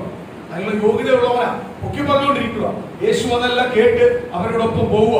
കാര്യം എന്തുവാ? ശതാബിതന്റെ രാമയാലിലെ ദാസന് സൗഖ്യം വരുത്തുവാൻ വേണ്ടി കടന്നിരിക്കുക. ആ വീടിന് അടുക്കാറായപ്പോൾ സ്തോത്രം, യേശു അവന്റെ ക്വാളിറ്റി തിരിച്ചറിയുക. അടുത്തത്, വീട്ടിനോട് അടുപ്പാറായപ്പോൾ ശതാധിപൻ സ്നേഹിതന്മാരെ അവരുടെ അടുക്കൽ അയച്ചു. കർത്താവേ, പ്രയാസപ്പെടേണ്ട, നീ എന്റെ പുരക്കകത്ത് വരുവാൻ ഞാൻ പോരാത്തവൻ. ഒരു മിനിറ്റ്. യേശു ഭവനത്തിനോട് അടുക്കാറായപ്പോൾ സ്തോത്രം ജോലിക്കാരെ പറഞ്ഞു വിട്ടേക്കുവാണ്. സ്തോത്രം. ജോലിക്കാരെയല്ല, സ്നേഹിതന്മാരെ പറഞ്ഞു വിട്ടേക്കുവാണ്. ജോലിക്കാരൻ എന്ന് പറയുമ്പോൾ താതുപോകും, സ്നേഹിതൻ എന്ന് പറയുമ്പോൾ അവന് തുല്യമുള്ളവരാ. അവരെ പറഞ്ഞു വിട്ടേക്കും. ആരെടുത്തോട്ട്? യേശു. യേശുവെ, അങ്ങനെ വീട്ടിൽ വരുവാൻ ഞാൻ യോഗ്യത. പള്ളി പണിഞ്ഞു കൊടുത്തവനാ. ഇന്ന് വല്ല പള്ളി പറഞ്ഞു കൊടുത്തിട്ടുണ്ടെങ്കിൽ പള്ളിയുടെ മുഖ്യസ്ഥാനമായേക്കാം. സ്തോത്രം. പള്ളി പണിഞ്ഞു കൊടുത്തിട്ടുണ്ടെങ്കിൽ അതിനകത്ത് മുഖ്യസ്ഥാനത്ത് ഇരുന്ന് ഭരിക്കുന്നത് അവരും അവന്റെ തലമുറയായിരുന്നു. പള്ളി പണിഞ്ഞു കൊടുക്കുന്ന പല കാര്യങ്ങൾ ചെയ്യുന്ന ആളാ. പറയുക, എന്റെ വീട്ടിൽ യേശുവേ അങ്ങ് വരുവാൻ യോഗ്യനല്ല. ഞാൻ ഓർക്കുക, ഈ ശതാവിന്റെ മനസ്സ് പള്ളി പണിതതിലല്ല ഈ മനസ്സ്, ദാസന് സൗഖ്യം വരുന്നതിലല്ല മനസ്സ്, യേശുവിനെ അവൻ കാണുന്നതില്ല മനസ്സ്. അവൻ പറയുക, യേശുവെ അങ്ങ് എന്റെ വീട്ടിൽ വരുവാൻ യോഗ്യനല്ല, യോഗ്യനല്ല. യേശുവിന് അവന്റെ ക്വാളിറ്റി അവിടെ മനസ്സിലാവും. ഇത്രയും നേരം അവനെ പൊക്കി പറഞ്ഞ ക്വാളിറ്റി ഒന്നും അല്ല, അതിനപ്പുറത്തെ ക്വാളിറ്റി ഉണ്ട്. കാര്യം എന്തുവാ? അവൻ പറയുക, യേശുവെ അങ്ങ് എന്റെ വീട്ടിൽ വരുവാൻ ഞാൻ യോഗ്യനല്ല. സ്തോത്രം. പള്ളിപ്രമാണികൾ പലരും അവന്റെ വീട്ടിൽ ചെല്ലുന്നുണ്ട്, പുരോഹിതന്മാർ ചെല്ലുന്നുണ്ട്, വരുന്നുണ്ട്, കാര്യങ്ങൾ പറയുന്നുണ്ട്, അവൻ ചെയ്തു കൊടുക്കുന്നുണ്ട്. പക്ഷേ യേശു ആണെന്ന് അറിഞ്ഞപ്പോ പറയുക, എന്റെ വീട്ടിൽ വരുവാൻ അങ്ങ് യോഗ്യനല്ല. അടുത്തത്, അതുകൊണ്ട് നിന്റെ അടുക്കൽ വരുവാൻ ഞാൻ യോഗ്യനെന്ന് എനിക്ക് തോന്നിയിട്ടില്ല. ശതാവിനെ തിരിച്ചു പറയുക, അങ്ങ് എന്റെ വീട്ടിൽ വരാൻ യോഗ്യത എനിക്കില്ല, അതുകൊണ്ട് തന്നെ എനിക്ക് അങ്ങയുടെ അടുത്ത് വരാൻ യോഗ്യത. ദൈവനാമത്തിന് കൊടുക്കുന്ന വില എന്ന് പറയുന്നത്, അങ്ങന്റെ വീട്ടിൽ വരുവാൻ ഞാൻ യോഗ്യനല്ല. എന്നാ ശരി, ഞാൻ അങ്ങ് വരാനും യോഗ്യനല്ല. കാര്യം ഇത് അങ്ങേ കാണാൻ പോലുള്ള യോഗ്യത എനിക്കില്ല. ഇതേപോലെ വചനത്തിനകത്ത് നമ്മൾ പഠിക്കുമ്പോൾ സക്കായി എന്ന് പറയുന്ന മനുഷ്യൻ അവിടെ ആള് കൂടിക്കുക, യേശു പോകുന്നത് കാണാൻ നിൽക്കുക. അപ്പോഴേ ഈ സക്കായി വന്നിട്ട് എല്ലാവരും വന്ന് ഒന്ന് മാറി ഞാൻ നോക്കുന്നത് സക്കായിയെ തള്ളിയും കളഞ്ഞെല്ലാം. അതെന്തുവാ? നീ പാവി പിടിച്ചവൻ, നീ പാവിയ, നീ എന്തിനാണ് വരുന്നത്? യേശുവിനെ കാണുന്നവര് നല്ലവരാ, യേശുവിനെ കാണുന്നവർ യേശുവിനെ ഏറ്റെടുക്കുന്നവരാ, നീ അല്ലോ ആണ്. എന്നാലും അവന്റെ ഉള്ളിനകത്ത് എന്തുണ്ടായിരുന്നു? എനിക്ക് അവന് കണ്ടേ പറ്റും. അവൻ ചാടി അത്തിയുടെ മേളിൽ കയറി, സ്തോത്രം, താഴോട്ട് നോക്കി. യേശു അത്തിയുടെ അടുത്ത് വന്നിട്ട് പറയുക, സക്കായിയെ നീങ്ങി ഇറങ്ങുക, ഇന്ന് നിന്റെ വീട്ടിലെ അവസ്ഥ. ഇത്രയും പേര് യോഗ്യതയില്ലെന്ന് പറഞ്ഞവര് യോഗ്യത വന്നു. അത്രയും പേര് പറഞ്ഞു, യേശുവിനെ സേവിക്കുന്നവർ, യേശു പറയുന്നത് എന്ത് കേൾക്കാൻ തയ്യാറുള്ളൂ, യേശു പറയുന്നതെല്ലാം വിശ്വസിക്കുന്നവരാണ് പറയുക, നിനക്കൊരു യോഗ്യതയിലെ മാറിപ്പോകാൻ പറ്റും. യേശു അവന്റെ അടുത്ത് വന്നിട്ട് പറയുക, സക്കായി നീ ഇറങ്ങുക, ഇന്ന് നിന്റെ വീട്ടിലെല്ലാം മാറി. മനുഷ്യൻ മുൻവിധിക്കുന്നവനെ ദൈവം അനുഗ്രഹിക്കും. മനുഷ്യൻ മുൻവിധിക്കുന്നവർ, നമ്മളെ സ്വന്തക്കാര്, ബന്ധുക്കൾ പലപ്പോഴും നമ്മളെ മുൻവിധിക്കാറുണ്ട്, കൂട്ടുകാർ മുൻവിധിക്കാറുണ്ട്, നാട്ടുകാർ മുൻവിധിക്കാറുണ്ട്. നമ്മളെ ഒന്നിനും കൊള്ളത്തില്ലെന്ന് പറഞ്ഞ് വട്ടാപൂജ്യമായിട്ട് നമ്മളെ കാണുന്നുണ്ട്. പക്ഷെ അവിടെ മാനിക്കുന്ന ഒരു ദൈവമുണ്ട്, അനുഗ്രഹിക്കുന്ന ഒരു ദൈവമുണ്ട്, അനുഗ്രഹിക്കുന്ന ദൈവമുണ്ട്. അതാണ് വിദ്യാഭ്യാസവും വലിയ കഴിവുള്ളവനല്ല വട്ടപൂജ്യമാകുമ്പോൾ അവന്റെ മധ്യയിൽ ദൈവം നമ്മളെ എന്ത് ചെയ്യുന്നത്? ഉയർത്തുന്നത്. ഒരു യോഗ്യതയില്ലാത്ത മനുഷ്യൻ പറഞ്ഞ സക്കായെ തള്ളിക്കളഞ്ഞത. പക്ഷെ സക്കായ എടുത്ത് വന്നപ്പോ കർത്താവ് പറയുക, അതിന്റെ അടുത്ത യോഗ്യത സക്കായി ഒരു താഴോട്ട് ഇറങ്ങിയതൊക്കെ വിറച്ചിട്ട് പറയുക, വീട്ടിൽ യേശു വരുന്നത് പറഞ്ഞു, ഇന്നിന്റെ വീട്ടിലാണ് ഞാൻ എന്ന് പറഞ്ഞപ്പോഴേ അവൻ അടുത്ത വാക്ക് പറയുക, എന്ത് പറയുക? കർത്താവേ, ഞാൻ ഭാവിയാണ്, അപ്പച്ച ഞാൻ ചതുവാട്ട് മേടിച്ചതല്ല, എന്ത് ചെയ്യാം? ഇരട്ടിയാക്കാൻ കൊടുക്കാം. ചതുവാട്ട് 100 രൂപ മേടിച്ചതുണ്ടെങ്കിൽ 200 കൊടുത്തേക്കാം. വേറെ എന്നിട്ട് പറയുക, എനിക്കുള്ളതെല്ലാം ഞാൻ എഴുതി കൊടുത്തേക്കാം. അവന്റെ വിശ്വാസം നോക്ക്. അവന് മനസ്സിലായി, അവൻ ഇത്രയും നാൾ കൂട്ടിവെച്ചതൊന്നുമല്ല, അതിനപ്പുറത്തൊരാൾ അതിന്റെ വീട്ടിൽ വരാൻ പോകും. ഞാൻ ഇത്രയും നാൾ കൂട്ടിവെച്ചതിന്റെ പ്രാധാന്യമുള്ളത് കൊണ്ടാണ് ജനം അവനെ ഇഷ്ടപ്പെടാത്തത്. അവൻ പണത്തിന് പ്രാധാന്യം കൊടുക്കുന്നവൻ അവനെ ഇഷ്ടപ്പെടാത്തത്. പക്ഷേ ഇന്ന് അവൻ പറയുക, അതിനപ്പുറമായി യേശു യേശു നിങ്ങൾ പകലത്തിയ ദൈവത്തില് നമ്മളെ ഏറ്റെടുത്ത് നമ്മളെ വിളിച്ച് വേർതിരിച്ച യേശുവിന്റെ മഹത്വത്തിന്റെ മുകളിൽ തിരിച്ചറിയും. ഞാൻ യേശുവിന്റെ പൈതലെന്ന് പറയുന്നതിന് അപ്പുറമായി ഈ ലോകം മുഴുവനും കൊണ്ട് തന്നാലും അതിന് തുല്യമാവത്തില്ല.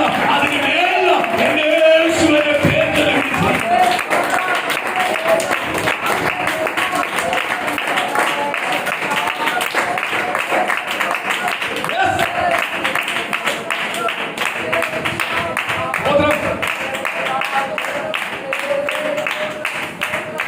യേശു സക്കായി നോക്കിയിട്ട് പറയുക, ഇവന്റെ വീട്ടിൽ ഞാൻ കിടക്കാൻ യോഗ്യനല്ലയോ?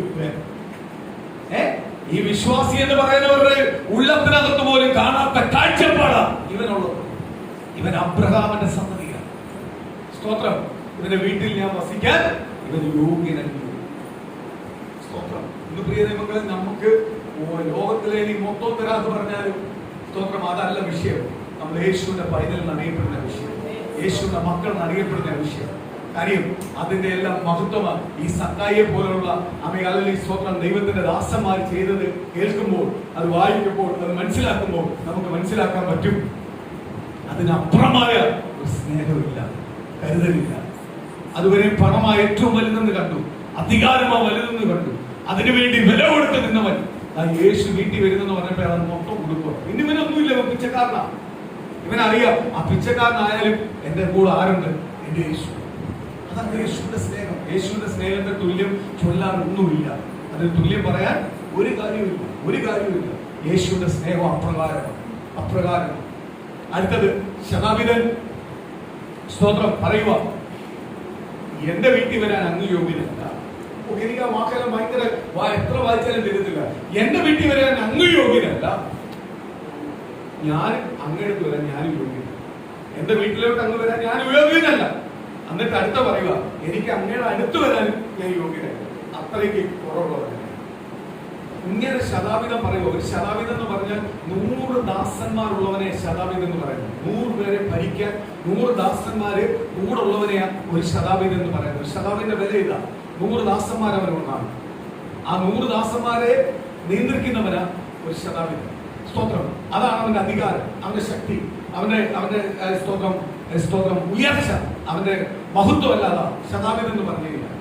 ആ ശതാപിതം പറയുക, എന്ത് പറയുക, യേശുവെ അങ്ങയുടെ വീട്ടിൽ വരാനും ഞാൻ അങ്ങോട്ട് വരാനും ഞാൻ യോഗ്യനല്ല. സ്തോത്രം. അപ്പോഴേ ഇന്ന് പ്രിയ നമുക്ക് നമ്മളെ യോഗ്യത എന്ന് നടക്കുന്നത്, നമ്മളെ എന്തോ വിളിക്കുന്നത് നടത്താവും, എന്റെ മക്കളെ, മകളെ, മകനെ, നമ്മൾ ദൈവത്തിന്റെ മക്കളാണ്. നമുക്ക് എന്തൊരു യോഗ്യത. ശതാപിതം പറയുക, ശതാപിതം വീട്ടിൽ വരാൻ അങ്ങ് യോഗ്യനല്ല, ഞാൻ യോഗ്യനല്ല. കർത്താവ് എന്നോട് പറയുക, ഞാൻ അങ്ങയുടെ വീട്ടിൽ വരാൻ ഞാൻ യോഗ്യനല്ല, എനിക്ക് അങ്ങയുടെ അടുത്ത് വരാൻ എനിക്ക് യോഗ്യതയില്ല. അപ്പൊ യേശു എന്റെ വീട്ടിലായിരിക്കും. നമ്മൾ ഓരോരുത്തരുടെ വീട്ടിലാണ് യേശു ഇരിക്കുന്നത്, നമ്മളെ ഹൃദയത്തിനകത്ത് യേശു ഇരിക്കുന്നത്. യോഗ്യത നമ്മളെ ദൈവം വിളിച്ചിരിക്കുന്ന ഏറ്റവും ശ്രേഷ്ഠമായ പദവിയിലേക്കാണ് ആര് കൊണ്ടിരിക്കുന്നത്, കർത്താവ്. അതിനപ്പുറമായ ഒരു ഭാഗ്യം വേറെ ഉണ്ടോ? സ്തോത്രം. അടുത്ത വാക്യം വായിക്കാം.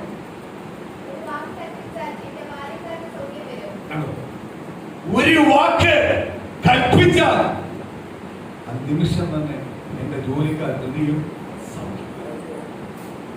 നീ അങ്ങ് വരണ്ട, ഞാൻ അങ്ങേട്ട് വരണ്ട, എന്നുള്ള യോഗ്യത എനിക്കില്ല. പക്ഷെ അങ്ങ് നിൽക്കുന്നിടത്തൊന്നൊരു വാക്ക് കൽപ്പിച്ചാൽ എന്റെ ബാല്യക്കാരന് ആ നിമിഷം സൗഖ്യം വരും. യേശുവിന്റെ പവർ, ദൈവശക്തി എന്തെന്ന് ആർക്കറിയാം?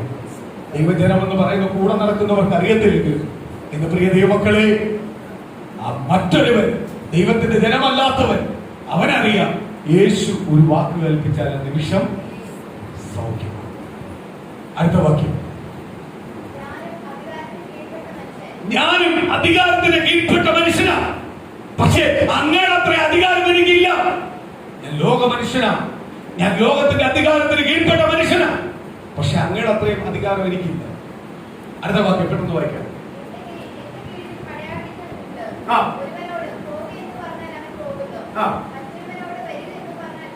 സ്തോത്രം. ഞാൻ കൊച്ചു മനുഷ്യനല്ല, ഈ ലോകത്തിലെ കൊച്ചു മനുഷ്യനല്ല. എന്റെ കീഴിൽ പടയാളികളുണ്ട്. ഒരുവനോട് ഞാൻ പോകാൻ പറഞ്ഞ പോവും, വരാൻ പറഞ്ഞ പോവും, ഇരിക്കാൻ പറഞ്ഞ ഇരിക്കും, എഴുന്നേക്കാൻ പറഞ്ഞ എഴുന്നേക്കും. ഞാൻ അധികാരമുള്ളവനാണ്. എന്റെ അധികാരം അത്രയ്ക്ക് പവറുണ്ട്. പക്ഷെ ഈ ലോകത്തിലെ എത്രയെല്ലാം അധികാരം എനിക്ക് ഉണ്ടെങ്കിൽ പോലും അങ്ങയുടെ പെണ്ണ് ഞാൻ ഒന്നുമല്ല. അതിലും വലിയ അധികാരി ആര്? അങ്ങ് അധികാരത്തോട് കൽപ്പിച്ചാൽ ആ നിമിഷം എന്റെ ദാസന് സൗഖ്യം വരും. ഇതുപോലെ യേശുവിനെ, ദൈവത്തിന്റെ ജനമായ നമ്മൾ പോലും യേശുവിനെ കണ്ടിട്ടില്ല. യേശുവിനെ അറിയാത്തവർ, അല്ലെങ്കിൽ ദൈവത്തിന്റെ ജനമെന്ന് പറയപ്പെടാത്തവൻ യേശുവിനെ കുറിച്ച് ഇത്രയും പറയുമ്പോൾ, യേശുവിനെ ആരാധിക്കുന്ന നമുക്ക് പോലും ഇത്രയും രീതിയിൽ ആരെ കണ്ടിട്ടില്ല, യേശുവിനെ കണ്ടിട്ടില്ല. കണ്ടായിരുന്നെങ്കിൽ നമ്മൾ ഇങ്ങനൊന്നും ഇരിക്കത്തില്ല. സ്തോത്രം. അടുത്തത്,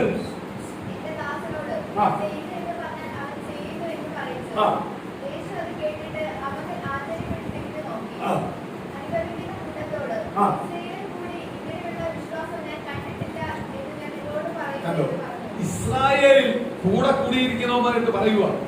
ദൈവത്തിന്റെ ജനം എന്ന് പറയുന്നവരുടെ അടുത്ത് പറയാ, ഇസ്രായേലിൽ പോലും നിങ്ങളെ പോലും ഇത്രയും വിശ്വാസം ഞാൻ കണ്ടിട്ടില്ല. സ്തോത്രം. ഈ ശതാവിധന്റെ വിശ്വാസം കണ്ടിട്ടില്ല. ഇന്ന് പ്രിയ ദൈവങ്ങളെ, വിശ്വസിച്ചാൽ ആ ദൈവത്തിന്റെ മഹത്വം കാണാം.